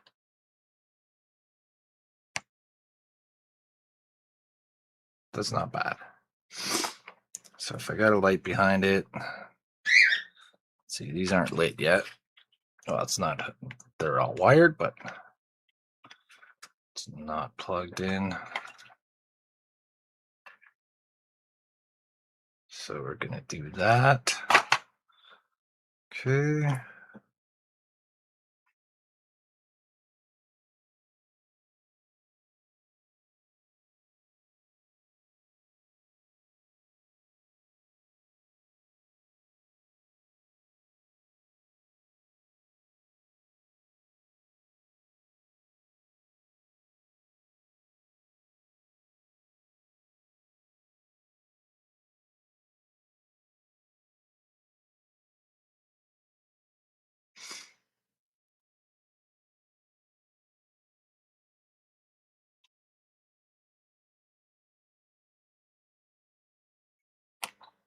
Give that some air, let it dry a bit.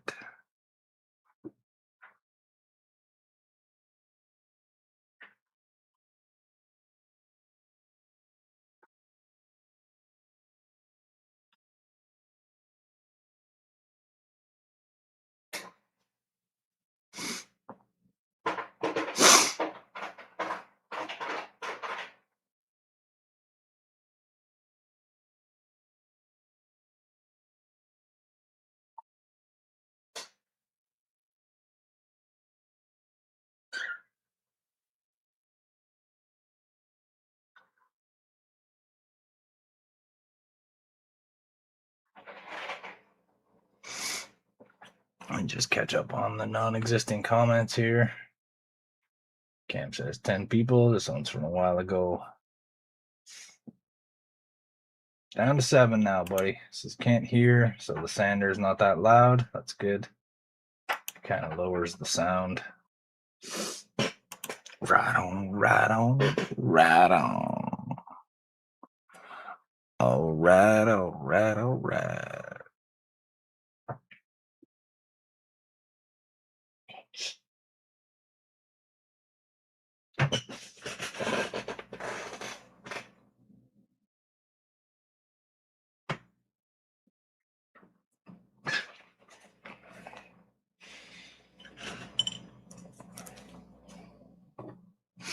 Hmm.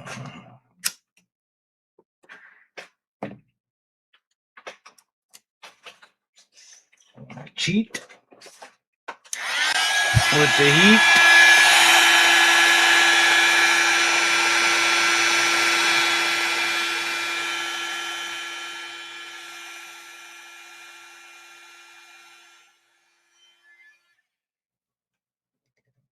Hey, come back here.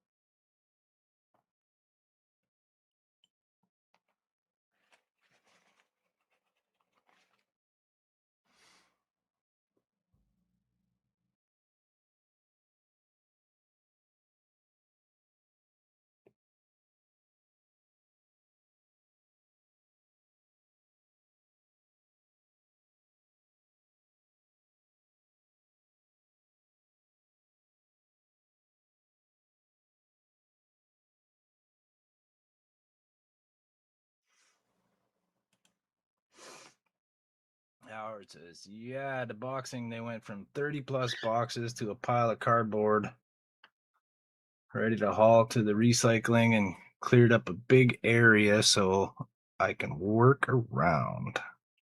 That's good. You got yourself some space to move around and get some stuff done. That's good. That's good.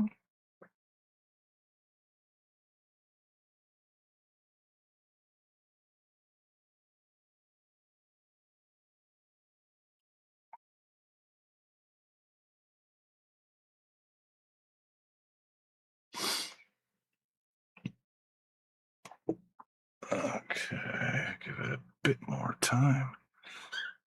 Another little coat on this one.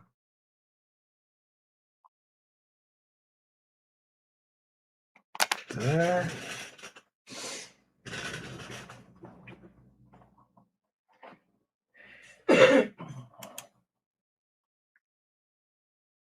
Cam says, good job. Howard says, trying to get my plan of attack again on my interior of the building. Yeah, you got a space. You gotta figure out what to do with the space, eh?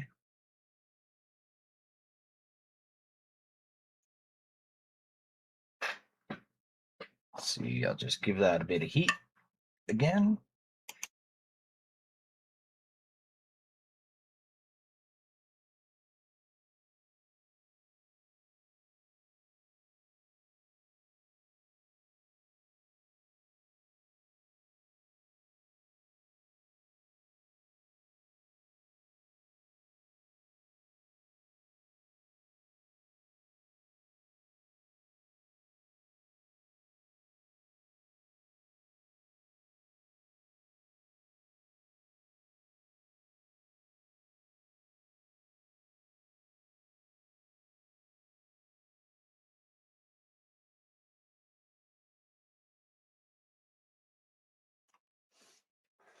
Nice job.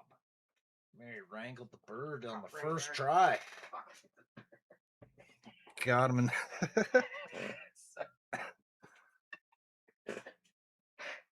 Got the little birdie to bed on the first try.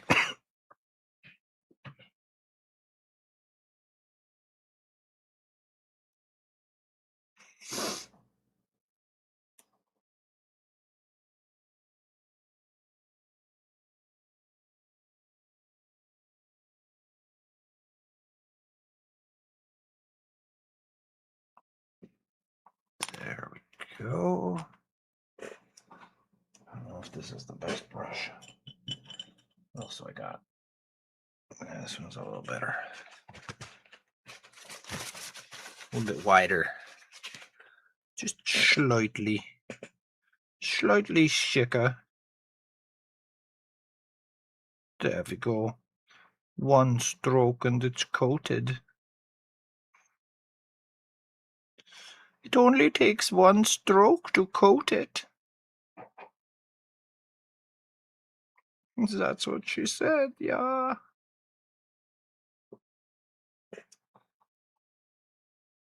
Sounds like something she might say. Nope. Got to get the boards up between the post and electrical and insulate the drywall, but then trying to get one corner so I can move all that stuff again so it's an actual spot. To its actual spot. Yeah, you got a lot of stuff, man. You have to figure out where to put all that stuff. As you build all those models, you're going to have to try and sell them off or maybe hold raffles or something.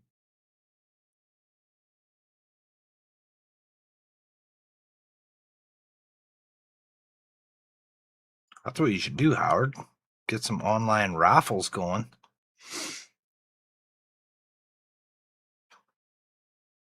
As you complete models, you can sell them. Just keep all your favorite ones. And sell off the rest.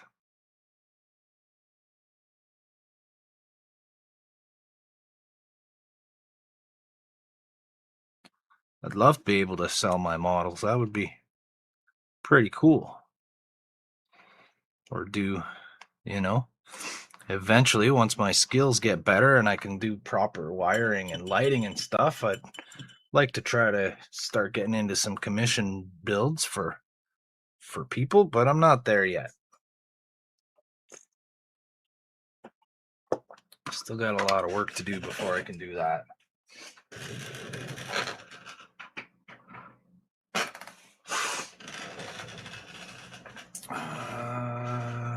All right. They look pretty even.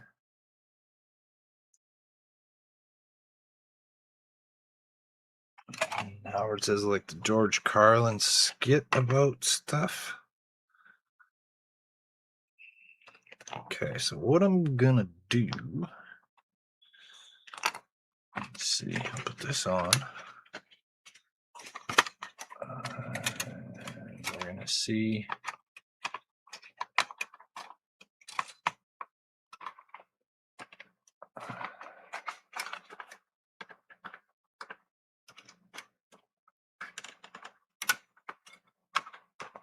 Okay, so just like that.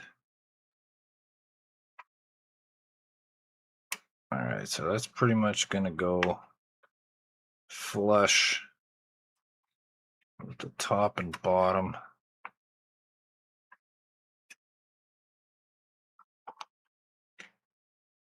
Maybe this one. All right, so I need to get rid of this little lip right here.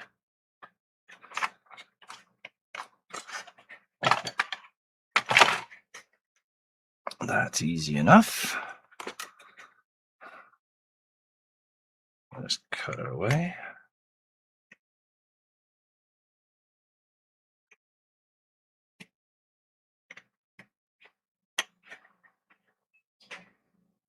Get that bump gone. Because I want this to sit in there nice and flat. Okay, just gonna give that a little scrape.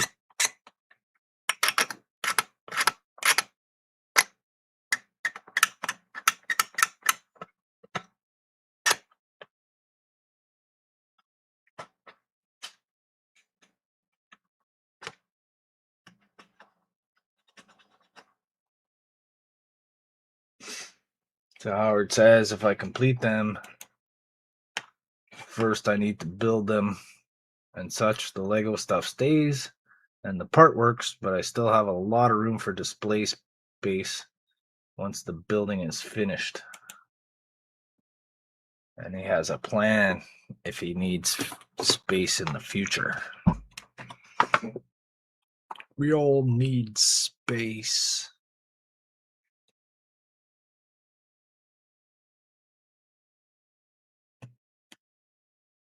I'm very fortunate that my wife has a lot of patience and she's very tolerant of my habits here, taking up space in the dining room for my modeling area. So I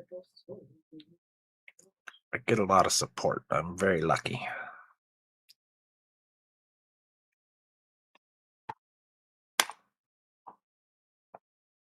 All right, so we're gonna go this edge.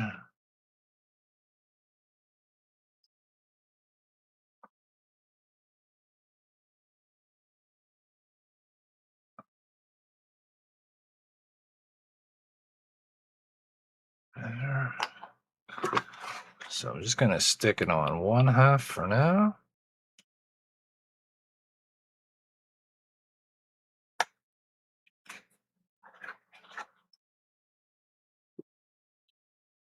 That's just a little skin that'll come right off of there.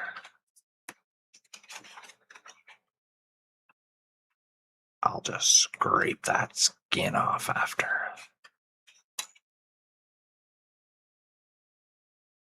Right, like that. Let me give it a test and see if it still fits on the top piece.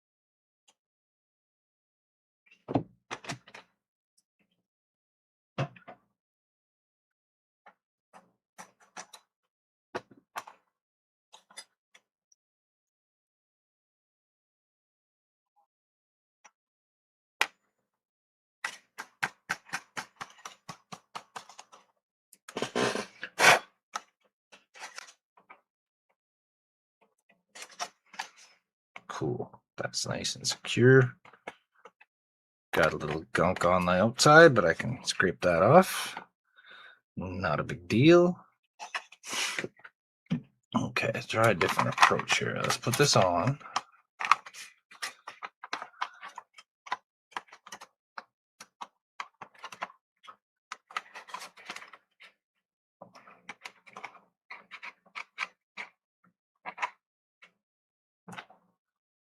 This time I'll put it on here.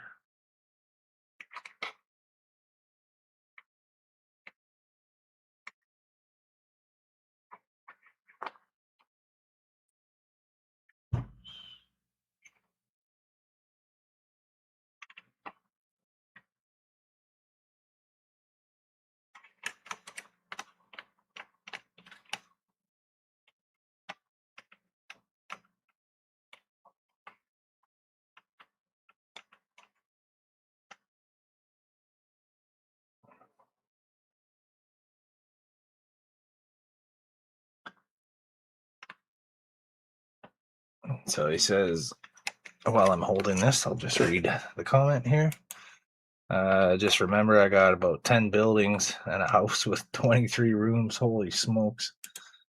He says, win the lottery, it might change things.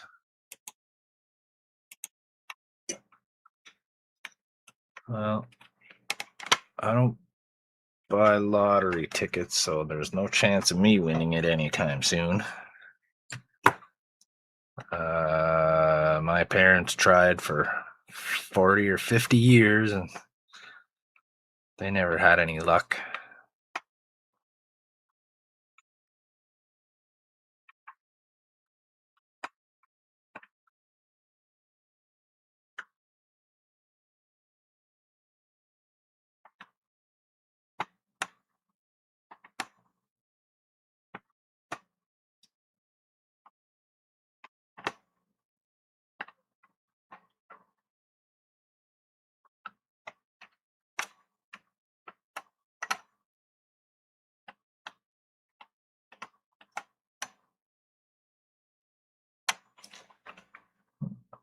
I was out of the picture.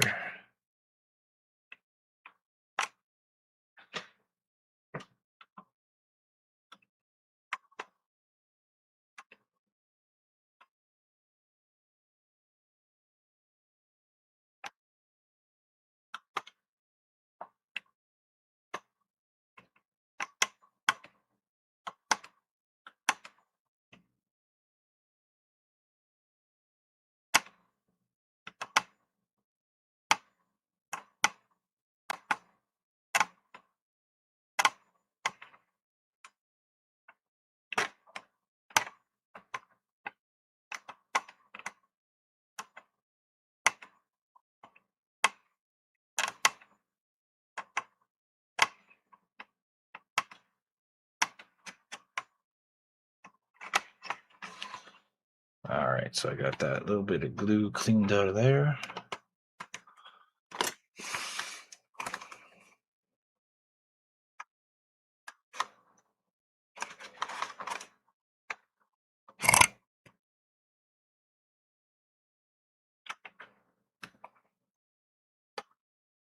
All right, so these guys go in like that.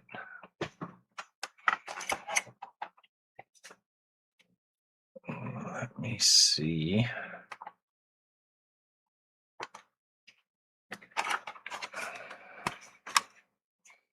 Let me see if I can get it to just sort of run down the edge.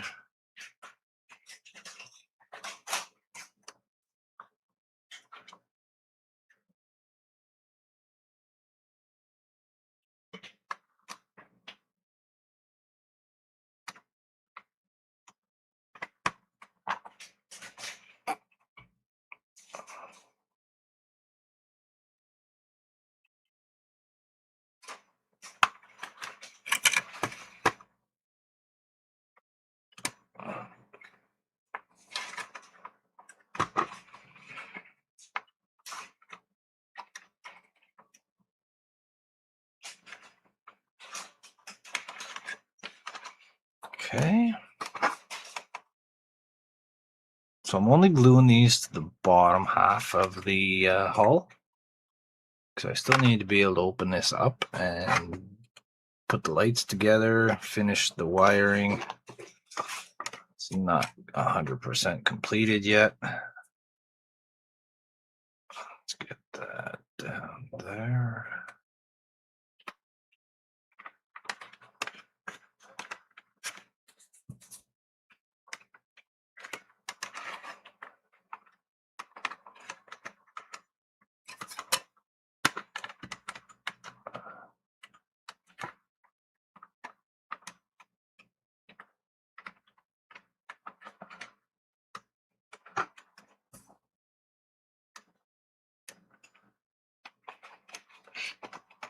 Down in there.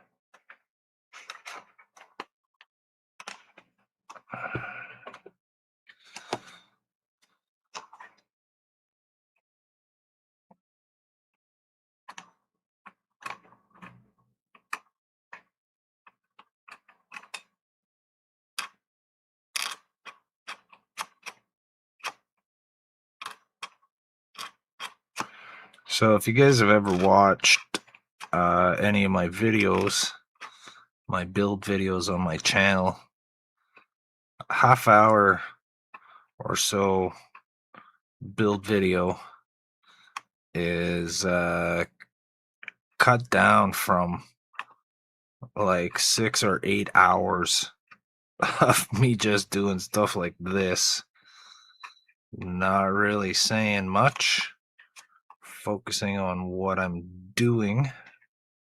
So when I put my video together, I try to just get, the clips where I'm either doing something new or interesting, or if I'm saying something important that has to do with what I'm doing, I'll edit that in. But this is a lot of what I'm doing, so I don't try to include that stuff in the video because it's boring. I could see how it could be boring on a live stream. Hopefully that's not stuck there. It seems to be. There we go. Popped right off. Popped there right off. Alright, so there's my wires for my light. So those gotta go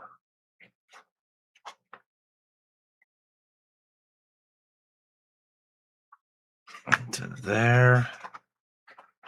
And I gotta undo this one. So I got a connection right here. So I'm gonna have to undo this connection. Have a good night, Trent. Thanks for stopping by. Buddy, I really appreciate that. It's been 4 minutes. I hope it's not too late to say good night and thanks to Trent. Didn't notice the comment there.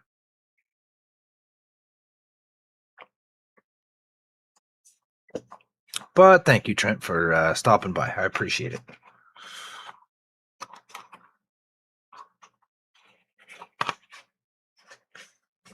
There's that. So I painted that on the inside.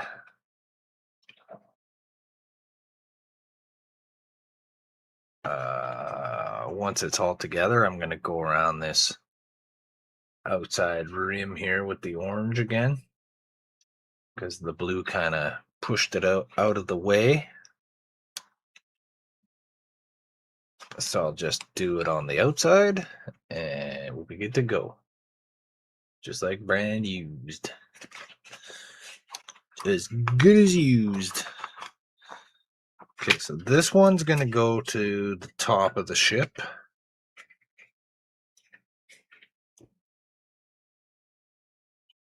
And yeah, so I have to connect that onto this wire. 3D Painters here. How's it going, Ron? What's this? Happy Saturday. This is the Cardassian Galor class, or at least it was the Cardassian Galor class. But because of what I do around here, and it's called Trek Mods for a reason, because I'm modding Trek stuff. Get into position. So there it is there. Not sure if you caught this one yet on any of my live ones. It says, what's up?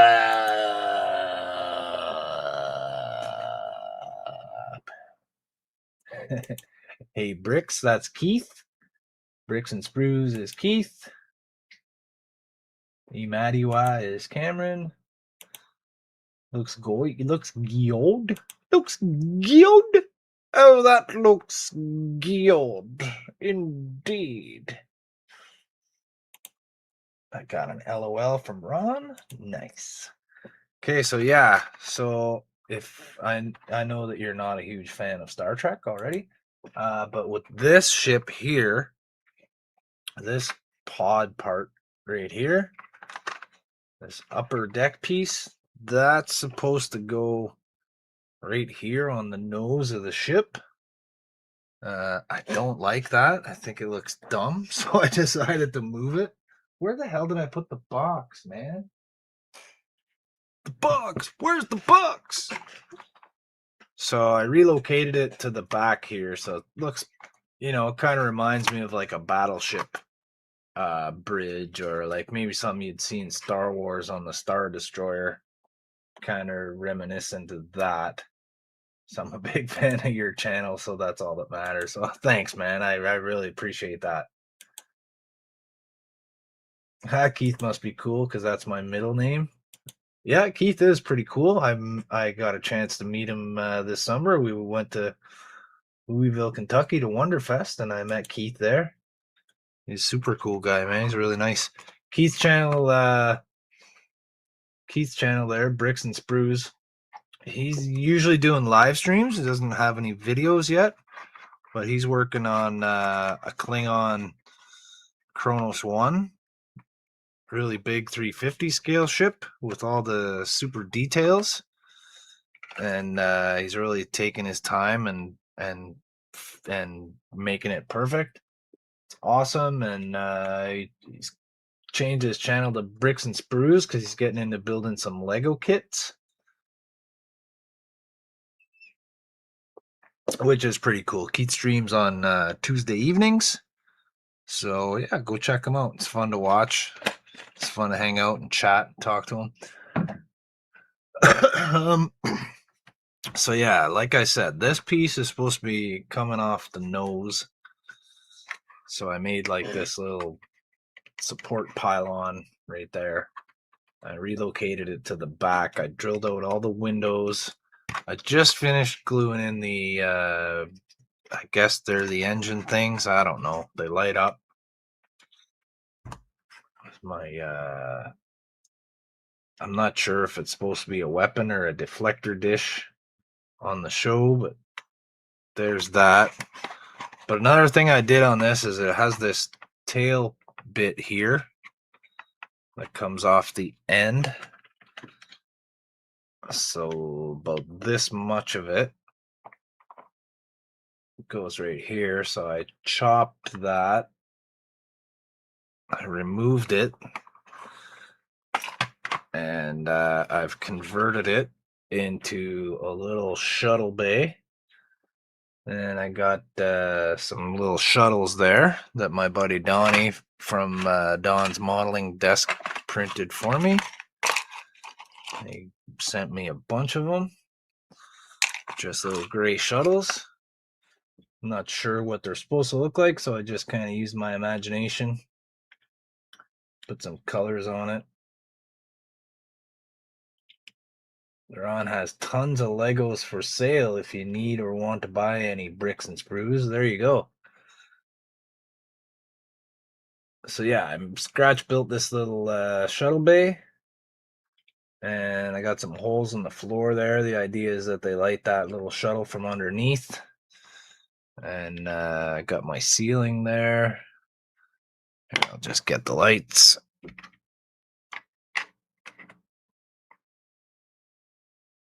50-50 chance, as always. Let's see, did I do it? I really should mark my wires. Oh, I did it! There we go. So there's the inside.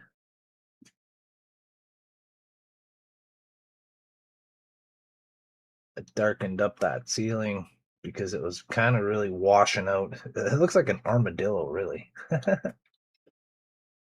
So these will be filled in with some frosted, maybe a color there, maybe like yellow or green or something like that. So these side windows. So the idea is that this bottom part is like storage, and the shuttles come up from underneath from that lift in the floor. And where'd I put them? I got a couple more shuttles, so I'm gonna put one or two on the floor in there, and I'll paint those, and I'll paint like some lines on the floor to kind of try to, make some landing lines or whatever they would have. Never see the inside of a Cardassian shuttle bay on any of the shows, as far as I know, so I'm just kind of making it up. I'm guessing. Just guessing. So yeah, man, there we go. That's that. Anyways.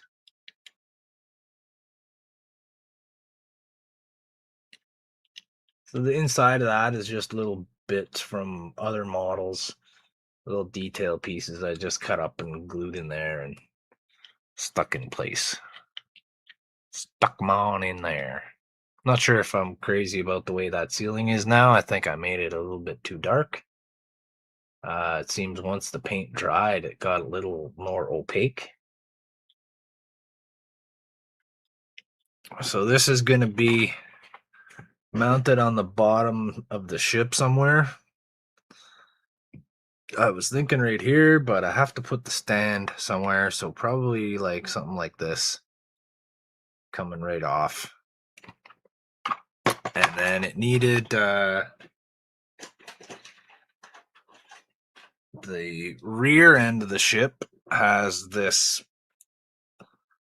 fork piece. So this is the top piece of it, and this is the bottom piece of it. And it's supposed to be one piece that goes together like a clamshell and protrudes off the end of the tail there.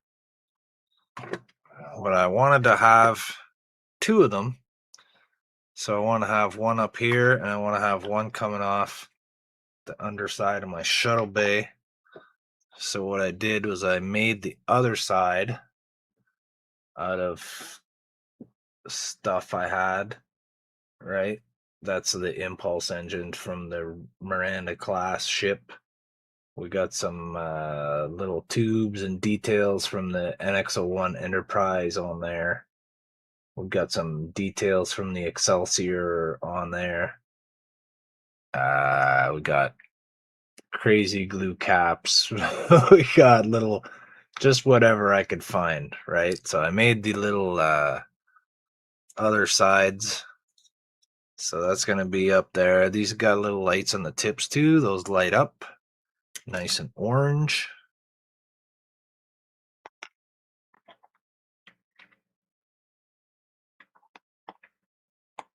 And that was hard to do. I had to use little sprue pieces.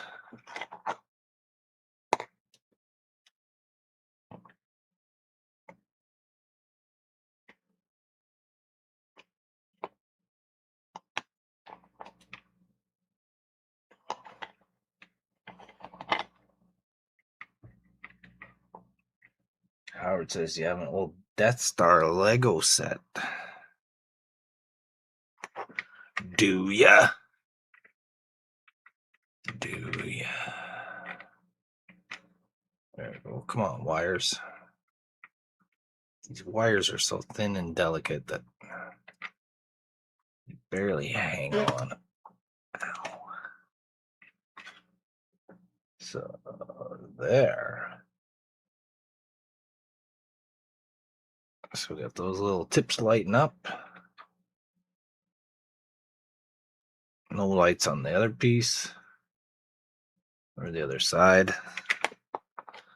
But same thing here. The little tips of those light up.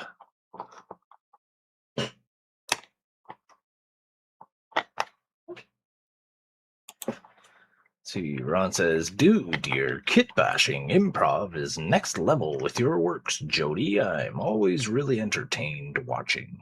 Nice to take a break from all the stuff I work on. Yeah, man, it is.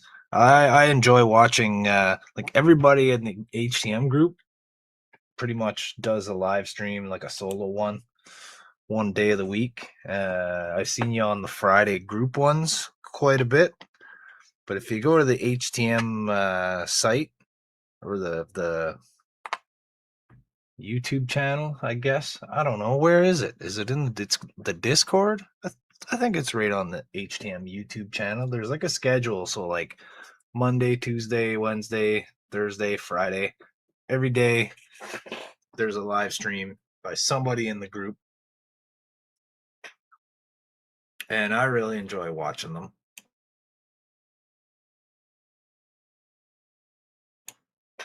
And I enjoy joining the other guys too, like Keith or Donnie. I've joined in on their streams to like be the producer and read the chat, stuff like that. You know, we ask trivia questions sometimes. It's awesome. It's a nice group of buddies I found here. And I really appreciate your kind words. So he says, yeah. He says, oh, I do, but it's the only motorized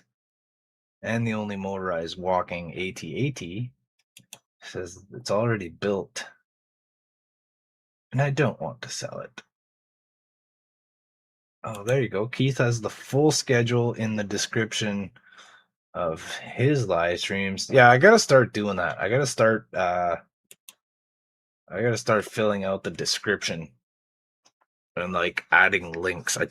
I'm not sure how to add links into the description of the live stream, so I haven't done that yet.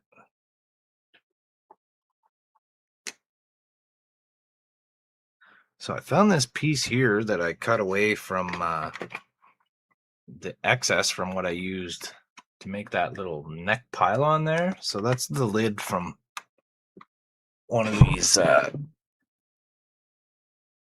these glue bottles here. It's got that plastic lid on it.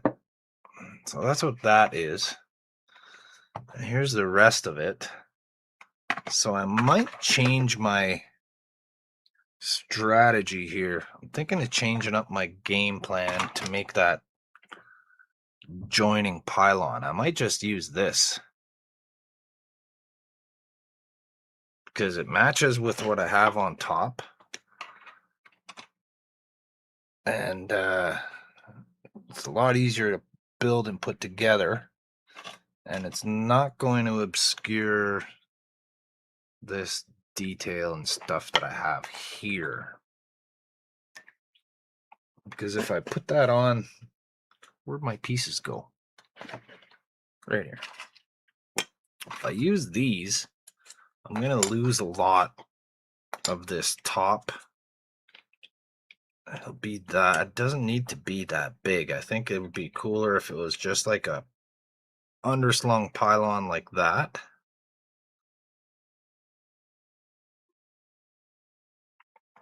So what I gotta do is that's gotta be straight. Ron says the Death Star sets. Oh, he says, I would love to do more with my live streams, but I just don't even have the time to live stream as much as I would like to. So there's not really any point for me to expand in that direction yet. You know what you do? Do a bunch of videos and gain a following with your videos. Like most of my live streams, I only get, 10, 12 people at the most watching. A couple times I've had over 20. I had like 28, 29 people here and there. Once you get a certain amount of subscribers and people that'll watch like every video that you upload, right? Like people will click with your content and your channel and your modeling and your personality, stuff like that. Once you get that, then the live streams get a lot easier.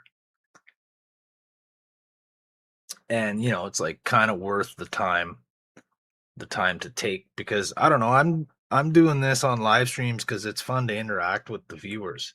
Like I could put out a video and then read the comments and then comment on the comments, but I don't know, it's kind of more of a personal experience when you guys are here watching. I can ask questions and ask advice and tips, right? You guys can let me know if you have an idea that I should maybe try to implement, or a technique I could use, something like that. It's just a fun experience.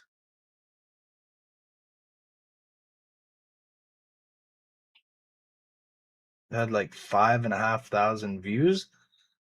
Was that after it had aired and uploaded, or you had that many people watching your live stream? That's crazy, dude.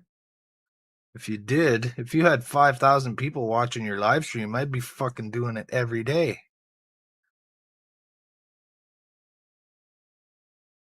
You can turn that many viewers into a career.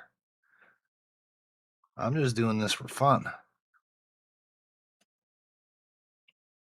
If YouTube eventually decides to start throwing me a little bit of money here and there, well, that's kind of a bonus, but I'm not really expecting it.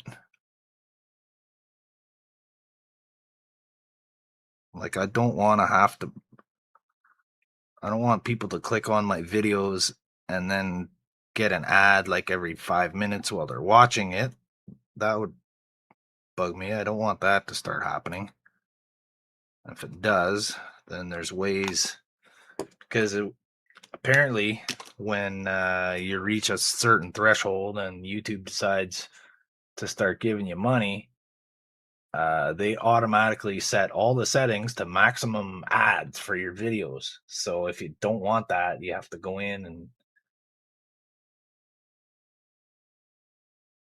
while I was streaming, that really tripped me out. Yeah, no kidding.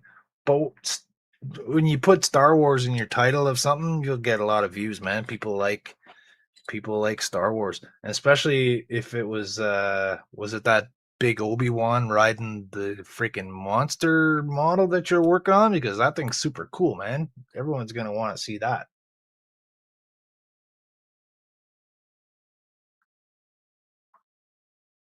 It's up on my channel. I'm gonna check it out.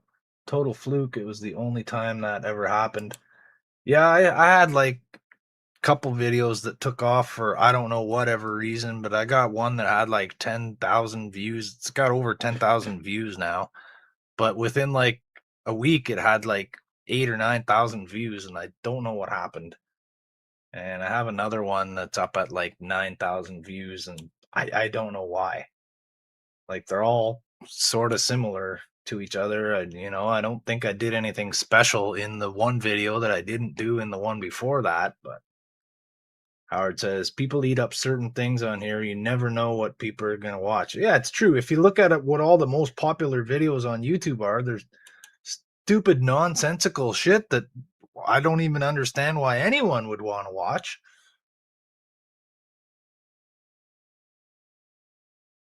So yeah, Ron says, same here. I like my channel being kind of punk rock. Yeah, well, I'm not all that worried about getting monetized. It's not why I'm doing this. It would be a bonus because I'm kind of a broke dude and it would help me out, but whatever, man. I can save up and grab models and grab tools and stuff whenever I can. Shave Vizsla, totally obscure Mandalorian character. Well, it's not that obscure if 5,000 people tuned in to check it out. I have a few videos up that have thousands of views. Yeah, I got a few that have thousands, but I got like the one that has over 10. Most of my videos get about 500 views, 450, 500 average. I have a few that are in the thousands and like one that's above 10,000, and I don't know why.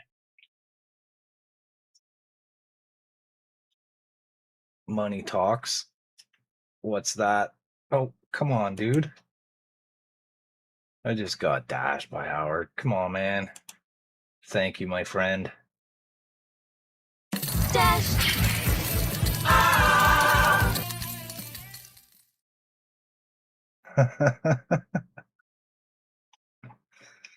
And on my channel, I like to get out the old get out the bell here. I've been dashed. Howard, I appreciate that. Thank you so much, dude. I still don't know how to get this this money that's in my YouTube wallet there. A couple $100 in there now from you guys. I don't know how to get it. I haven't figured out how to collect my money from YouTube yet. Don't mention it to Ian. Ron's LOLing Ian. Yeah, he's quite the funny guy. I was waiting for the dash.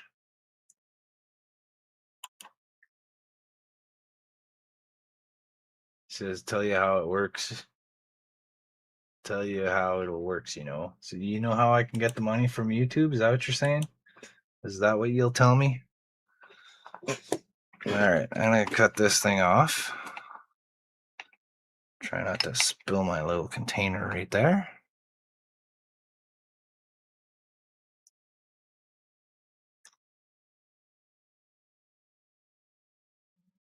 I'm trying not to cut into my delicate finger meats.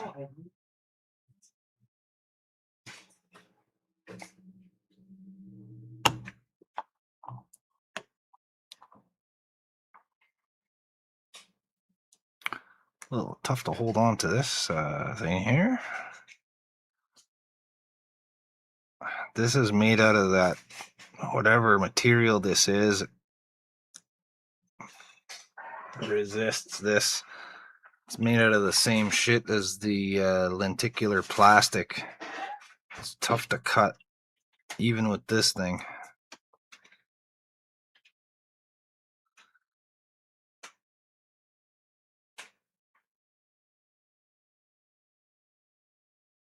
There we go.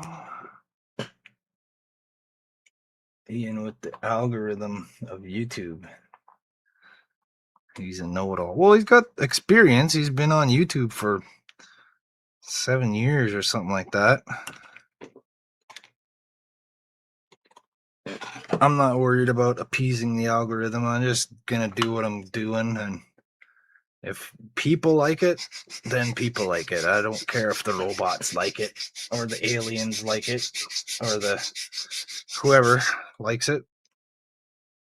The rivet counters. I'm not concerned with those guys. I'm just trying to do what I'm doing here.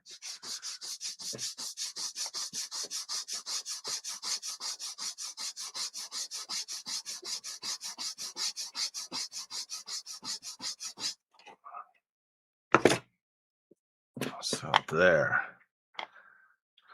So now the next decision is like this or like this.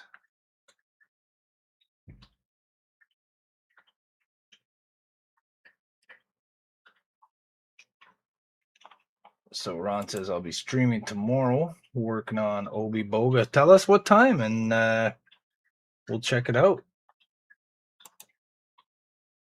It'll be on his channel. Do you post like a? I don't know how you set up your streams, but like when we set it up in StreamYards, you can schedule it for the next day so that there's a link to the video on your YouTube channel. And then what I like to do is grab that link and then make a post on my channel. Yeah, so Ron says that's how I feel. I do it strictly for the love of printing, painting, and teaching what I can to anyone who can use it. Yeah, man, I like watching the channel. Like I don't really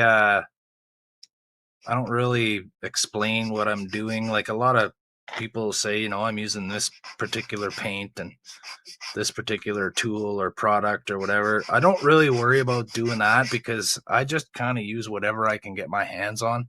I'm not worried about, people with a lot more experience and knowledge than me are going to use what they want to use, and they're going to use the good things that work well. I'm not really able to get my hands on all the specific products that a lot of people use. So I just use whatever I can get.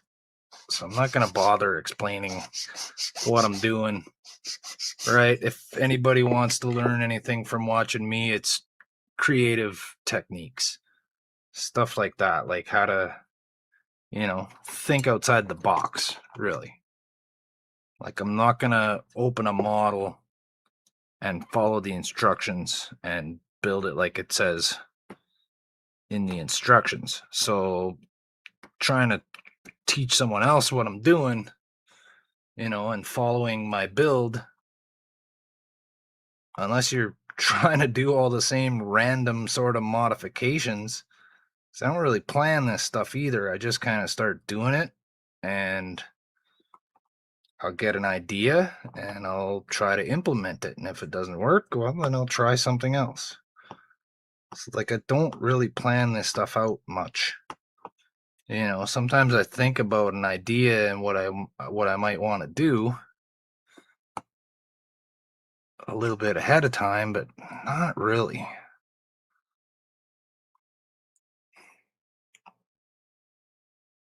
It's easier to cut it with this. Wow. A coyote baby screaming outside the building. Oh, shit. So he says, I never know exactly when I'll go on. Okay. So if you're subscribed to 3D Painter, set your bell notifications or whatever, and you'll get a notification when Ron starts live streaming, and you can go check it out.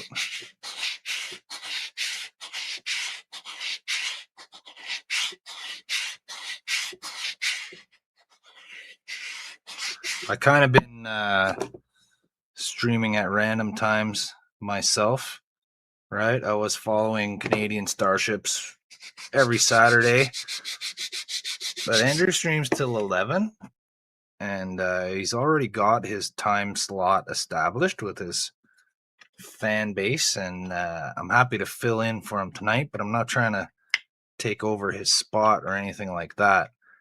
And there's enough of us in the group that there's a regular show, like a weekly one every day by somebody in the group. So what I've been doing is trying to just pick up the slack, because I don't want to compete with my friends while they're streaming. I want to watch their shows too, right? I don't want to be streaming at the same time as one of my buddies because I'm a fan of them.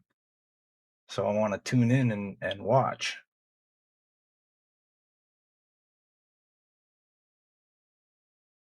So Howard can hear a baby coyote outside the building. Get him, Howard. Those things are freaking delicious, man. Get him. Paper Engineer has 8 million views. Yeah, that dude's popular, man. He does a live stream and he's got like thousands of viewers every time. The comments are just firing up the screen like that. He's pretty fun to watch. A crusty old man, super skilled in what he's doing. He's witty and funny too. People give him grief in the comments and he basically tells them to go fuck their hat. It's awesome.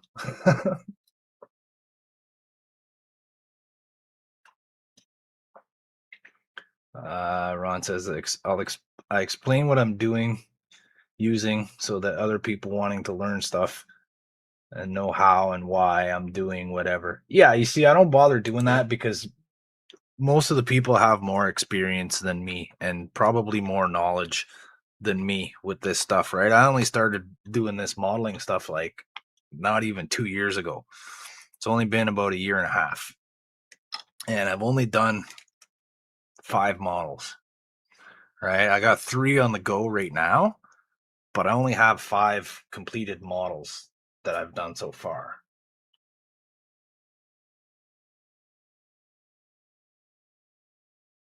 So Keith says I'll probably start recording some clips for the videos while streaming on the HTM group streams. Yeah, I wanted to do that, and I didn't know how. So you know what I did? Because when I was working on the TOS era Galaxy class for the first time, I started working on it on the streams, but I want to make like when I'm done, I want to make like a video to post, right? Maybe like a slideshow like I used to do before I started making actual videos where I'm talking and doing the stuff. I did like a couple slideshow videos to show the progress of the model build. So I was going to do that. So what I did was I just downloaded the entire 6-hour stream from StreamYards, and I'm gonna have to go in and try to like cut out my square of the video, and it might not look great because I'm gonna be blowing up a little square, but I'll try and pick the interesting parts out and highlight them and maybe string a little something together. Ron says, I hate streaming when my other favorite channels are streaming, but I have to whenever I can and whenever I have the time. Yeah, so if you're pretty busy with like work and actual real life and stuff like that, yeah, man, you gotta pop in. That's what I've been doing too. Whenever I got the time and whenever one of my friends isn't streaming, I'll jump in, and I don't always have the energy for it either. Like, you know what I mean? I'm not always in the mood to do this. Doing this is kind of like a writer, how you get like writer's block or artist block or whatever. Sometimes you're just not feeling creative. The juices aren't flowing. And you just got to turn the brain off for a few hours.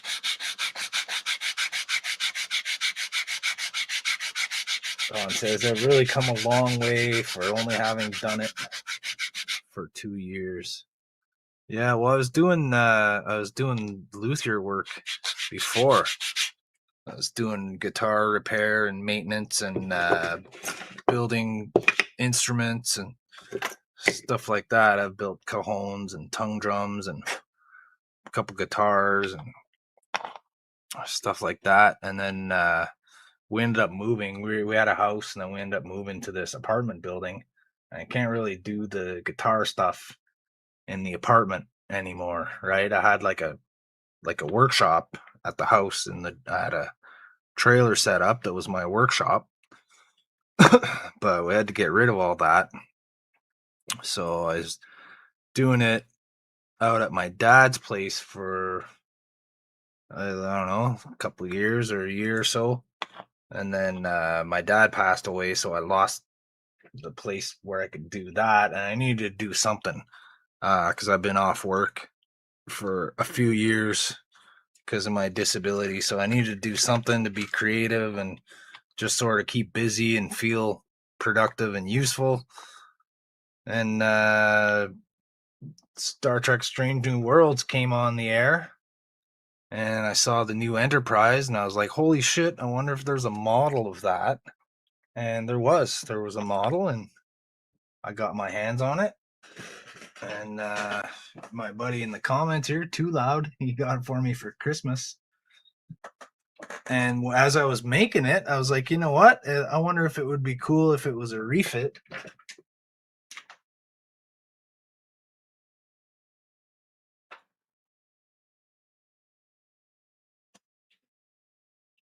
So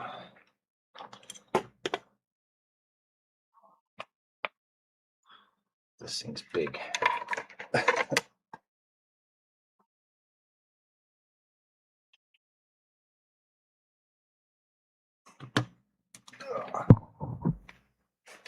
So that is the Enterprise from Strange New Worlds, but it's not supposed to look like this. I decided to make it into the refit version, like the movie. So I changed those. Those are supposed to be circular. I narrowed those, added like those fins, try to kind of make it look like the movie version. I added a lit up deflector instead of the old school one. I made the photon torpedo launcher there that's on the neck. I made that bit from scratch. I made the bridge dome from scratch because this one just had like a little flat dome on there, and that was all it had. So I wanted it to look like the one from the movie. I made that whole impulse engine deck on the back there. That cover is like an earbud cover, an earbud grill. This is the actual little crystal inside there. I added the windows for here. Let's see, 4 impulse engines instead of 2. I don't know if had my face behind there. So yeah, 4 impulse engines. Made a few changes. Added a strip because this is like real pointy and thin. Like this is like a super taper. So I added this flat strip here so I could add all these windows around the rim.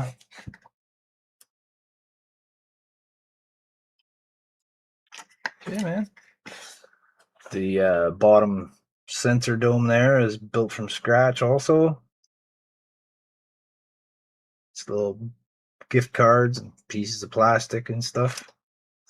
And I used the domes here, so they give you, they're supposed to go in the front here in the Bussard collectors. And this is like a rotating piece. So if you buy the light kit for this model, it has rotating things. It has little motors in there. But I changed the shape of that so I didn't use them inside. So I used it for the dome there and the top one too. So those are those spinning pieces. I got the some lights on the bottom there. Will's here. Will's workshop. Good morning, Will. Thanks for tuning in. I'm just showing off my Strange New Worlds Enterprise refit version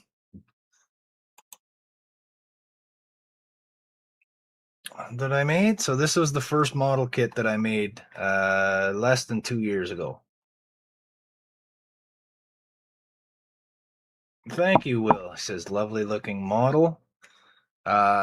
Just in case you're just tuning in, you're just watching. So this bridge dome right here, and the impulse engine deck, and the photon torpedo launcher, and the lower sensor dome, the dish, all that scratch built, handmade by me.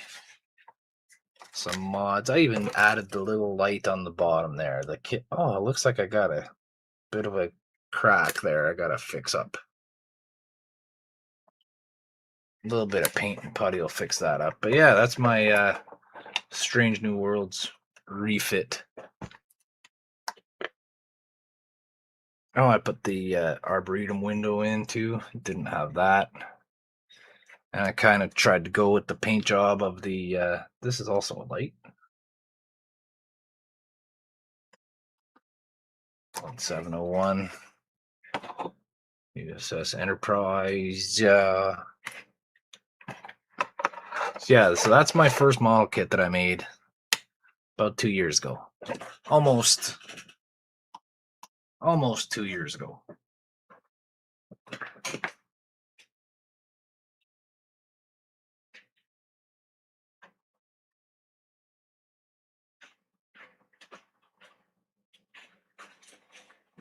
Just had to go put it back on the shelf.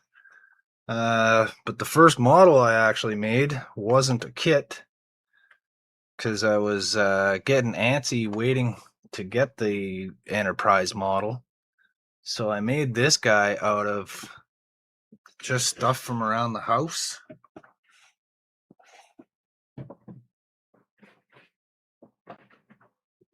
Just junk from around the house. So we got container lids, right? So we got the top, one of these glue bottle tops here again, like I'm using to make my little pylon. So that's the top there. And just turn it on.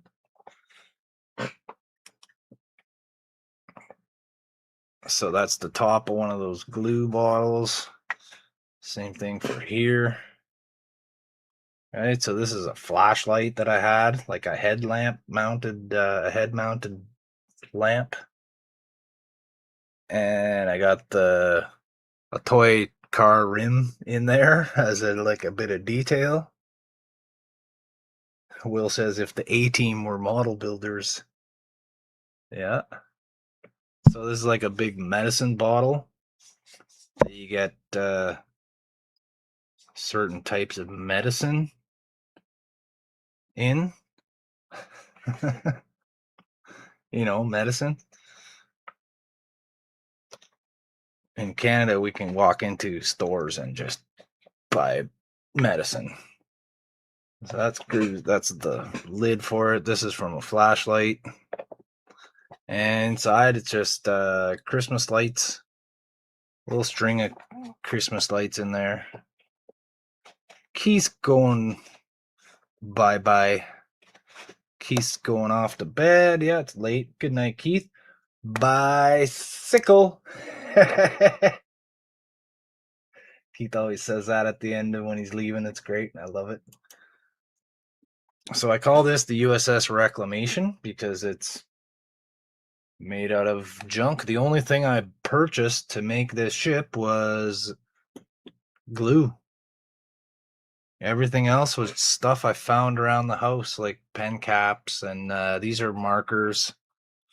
These are tires from a toy monster truck, like a little RC that I had. These are like fake crystals from cheap costume jewelry. Same with here at the top. It's got one here. There's actually a light behind that, but it's really hard to see because my light didn't stay where I wanted it to, and it ended up retreating back to around here. So this one's not lit very well, but it's lit. You can kind of see it sometimes if you get dark enough. So yeah, that's my first model, all handmade from scratch. And again, there's that neck again. That's these caps here.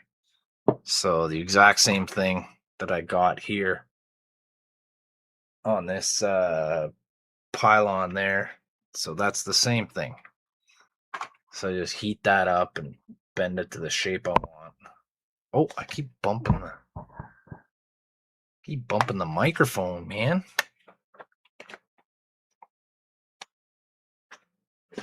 USS Reclamation.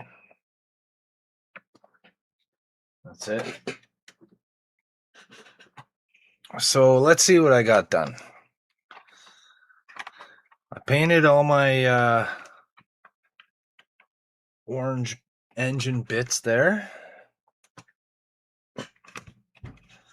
All right, so I got those painted up and installed. They're just on the bottom so that I can still get in here and complete my wiring. And I'll have to do something about where my stand is going to mount because that's not going to be strong enough or hard enough or fast enough to be. So that's what I did on there. My little shuttle bay. I painted my ceiling. I painted one of the shuttles. Got it in there. Get back over here with this. All right. So I got one of my little shuttles that Donnie sent me painted up in its place. And I made some windows on the side and painted the ceiling green. Put the lights on one more time before I sign off, just for funsies. Hey.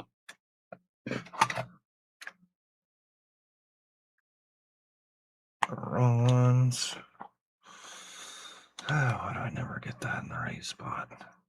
Man, oh man. There we go. Lighten up.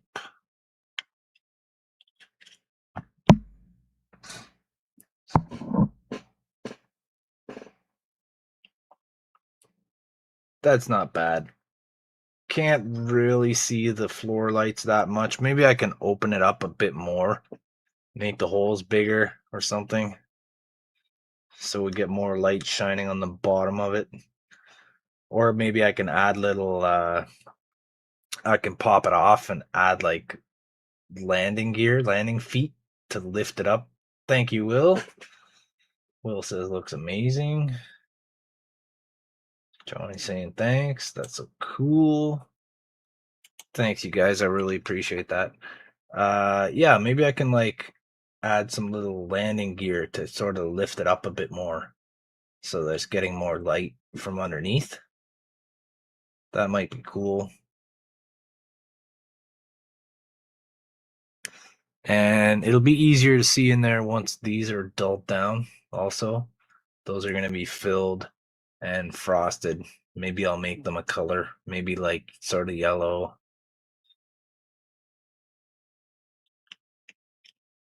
That's it. And then I started making my, so you guys chat didn't answer me whether I should mount the little mounting pylon this way.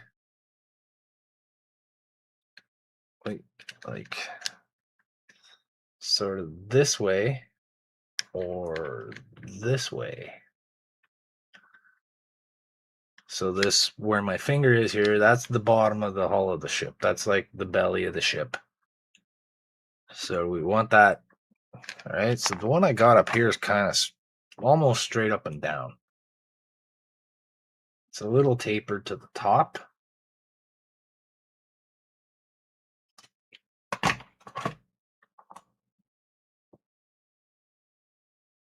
Cam says, yeah, I can notice the deck lights back. Yeah. He's talking about this, the deck lights. Yeah, see, I want to see those lights more from underneath. So I think I might, maybe I'll just make those holes a little bit larger to let more light through.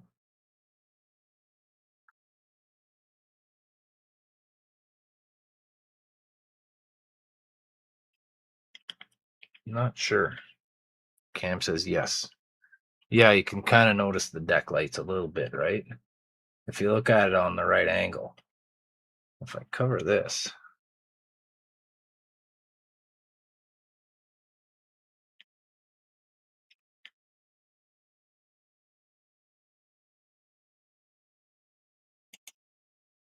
Howard says, just wonder why nothing is angled on any of the ships I've seen. They're all pretty parallel. I don't know. It's the way they design them for the show, I guess. They can make things that they want to make. They don't have to rely on finding things that are approximately the shape that they want. They can just go ahead and make stuff. All right, so like this. Oh, sorry about that. Bust everybody's ears out, but I gotta move that.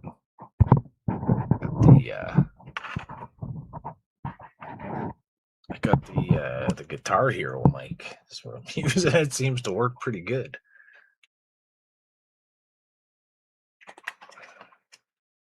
Okay, so if I got this here, my shuttle bay faces backwards.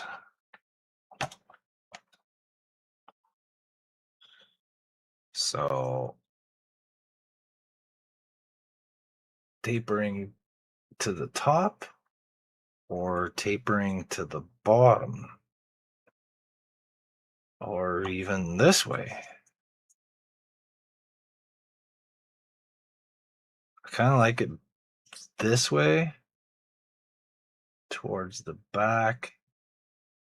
And I think maybe like this. I'm thinking like that.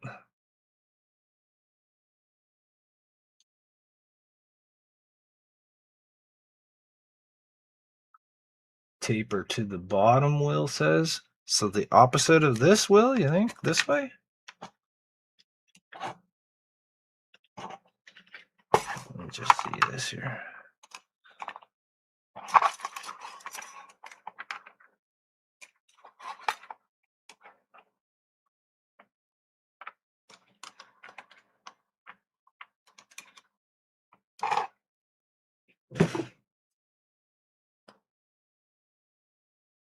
I think like that.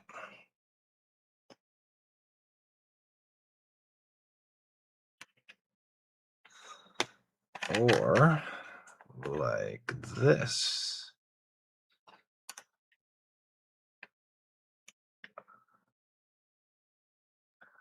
I'm kind of partial to this one.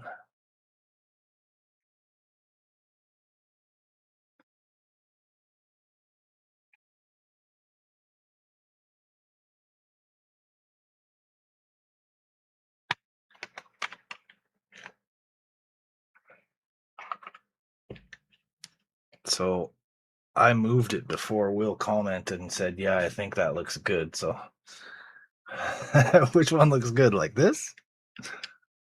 So number 1 and number 2. So 1 or 2. Tough decision, Cam says. Yeah, I know. If I put it like this, it makes me think of the way that it's making me think of this. The way this pod sort of comes down and points out like that, right? Will says, I think 2, but it's your model. Okay. Yeah, it is. Howard says that would be funny if the clear area was their rec area. Yeah. Recreation deck is just planted right on top of the shuttle bay. You can look in and you can take a shuttle out, fly your shuttle around, look in at them in the sauna, in the swimming pool, and the tennis courts, and the whatever. I don't know. What kind of recreation do Cardassians do? Do you think they're playing Cardassian version of tennis and swimming in pools for exercise, or do you think they're doing more nefarious activities aboard those Galor class ships? What do those guys do for fun besides trying to convince you that there's 5 lights when there's only 4? Yeah. Exactly. Crafty Tinker's Den. Welcome, Crafty Tinker's Den. He says, yeah, torture. That's what the Cardassians are doing for fun.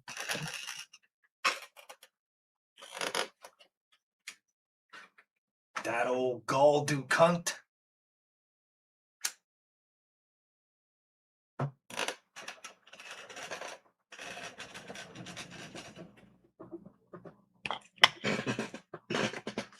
Do you guys want to see my nacelle? Let's see.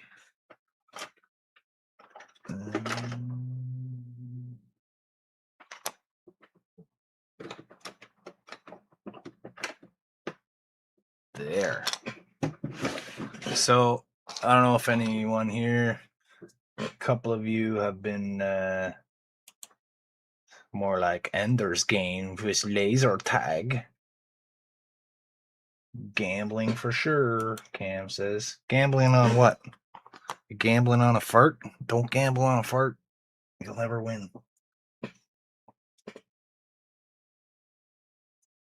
So I'm in the middle of turning an Enterprise D into an original series Galaxy class. And that's my modified Enterprise D nacelle right there. And just pop this on. I've been working on this one for a couple weeks.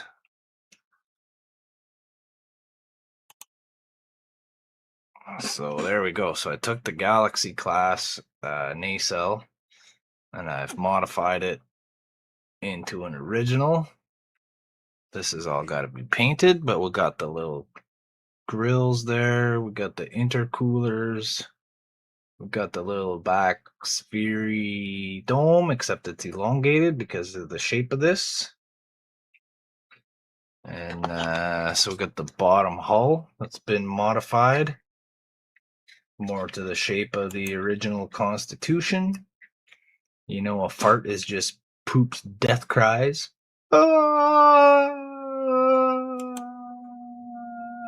Yeah, but it's on another auditory wavelength, so it sounds like a lower frequency when it comes out. I like to say pretty good bass for a 1/4-inch speaker. And here's my sausage section. So all the lower windows have been filled in and smoothed out. And added these top ones here. And I've constructed sort of a shuttle bay. So what I'm doing is I'm going for something like this. Right? So original series, but Galaxy class configuration. So it depends on the size of the porthole, says Crafty Tinker's Den. So I've added this piece around the edge here so I can get those windows, and I got that sort of beveled angle like you see on the original Enterprise. The neck is made out of some Subway gift cards. That's going to go in right like that. There we go. So that's what she's going to sort of look like. And this right here is one of the nacelles.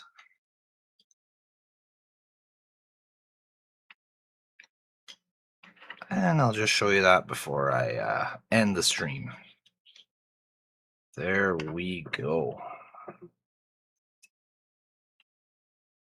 So we just got the chiller grill on the inside. We got the Bussard collector there.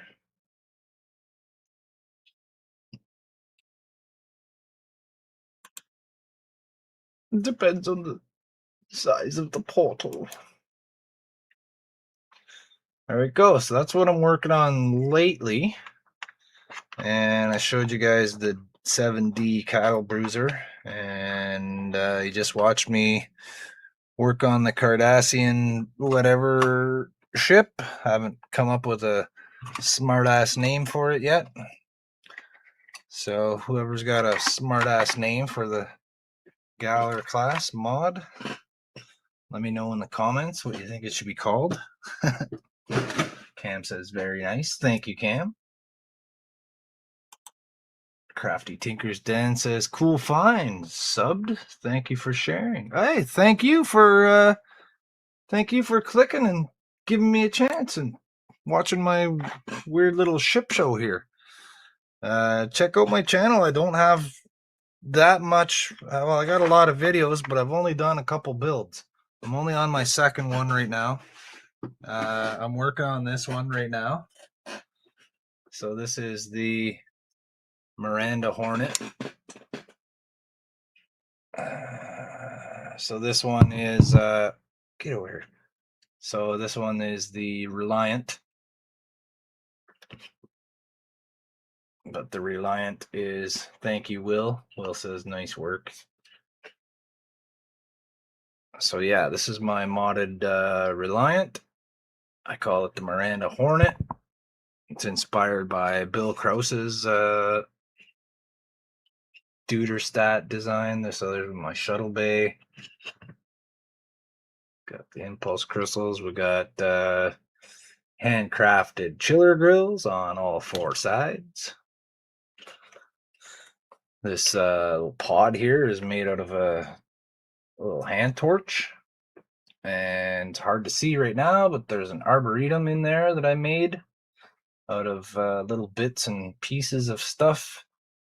There's a video on my channel about me making this arboretum and working on this ship. So I'm close to the end of my series on this one. And I've done the Excelsior refit. I've done a couple other models. So yeah, man, check it out. Every model's a refit. Everything's different. Oh, there goes the box and the model's falling on the floor. Perfect. It's a perfect way to end it. Thank you guys for tuning in.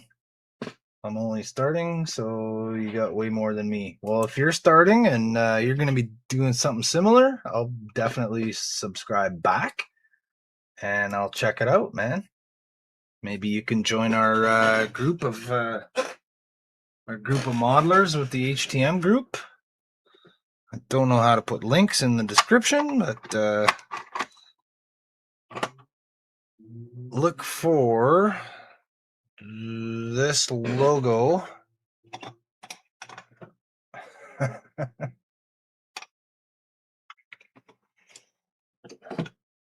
We do group streams every Friday and every Sunday.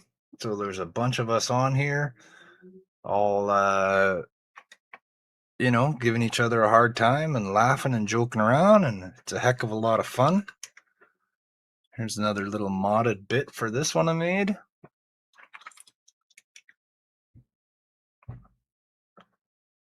And everybody else in the group has their own solo streams throughout the week. So check out the HTM channel and you'll see all of us. Join our group. Join the dark side and let HTM take over your soul. There you go. There you go. Will's got it. Hobby Time Modelers. Yeah. How do you hold on? Hold on. think I can figure this out. I'm not as dumb as I look. Of course, I don't have my second camera on today, so you can't see how dumb I look. But trust me, I'm not as dumb as I look.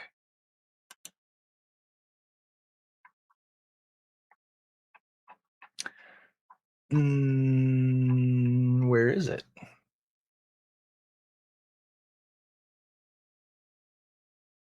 Where is it?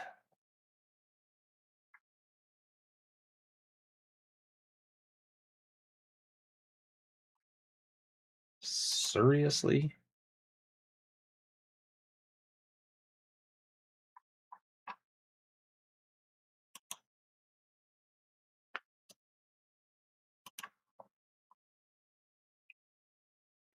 Okay, maybe I am as dumb as I look. Channel. How do I grab the link for the channel, man? Let me just go back to StreamYards for a second here. Does anyone know how I grabbed the link for the channel from... Okay, he found it. There we go. Never mind. Evidently, Crafty Tinker's Den is pretty crafty. And he found it out. He found it. It's awesome. So yeah, check us out, man. There's a whole bunch of us. We're all a bunch of different personalities. Everyone's really cool and awesome. I'm enjoying it. But I gotta go. I gotta eat stuff. Stupid, frail, corporeal body requiring sustenance. I'll be happy when I'm done with it.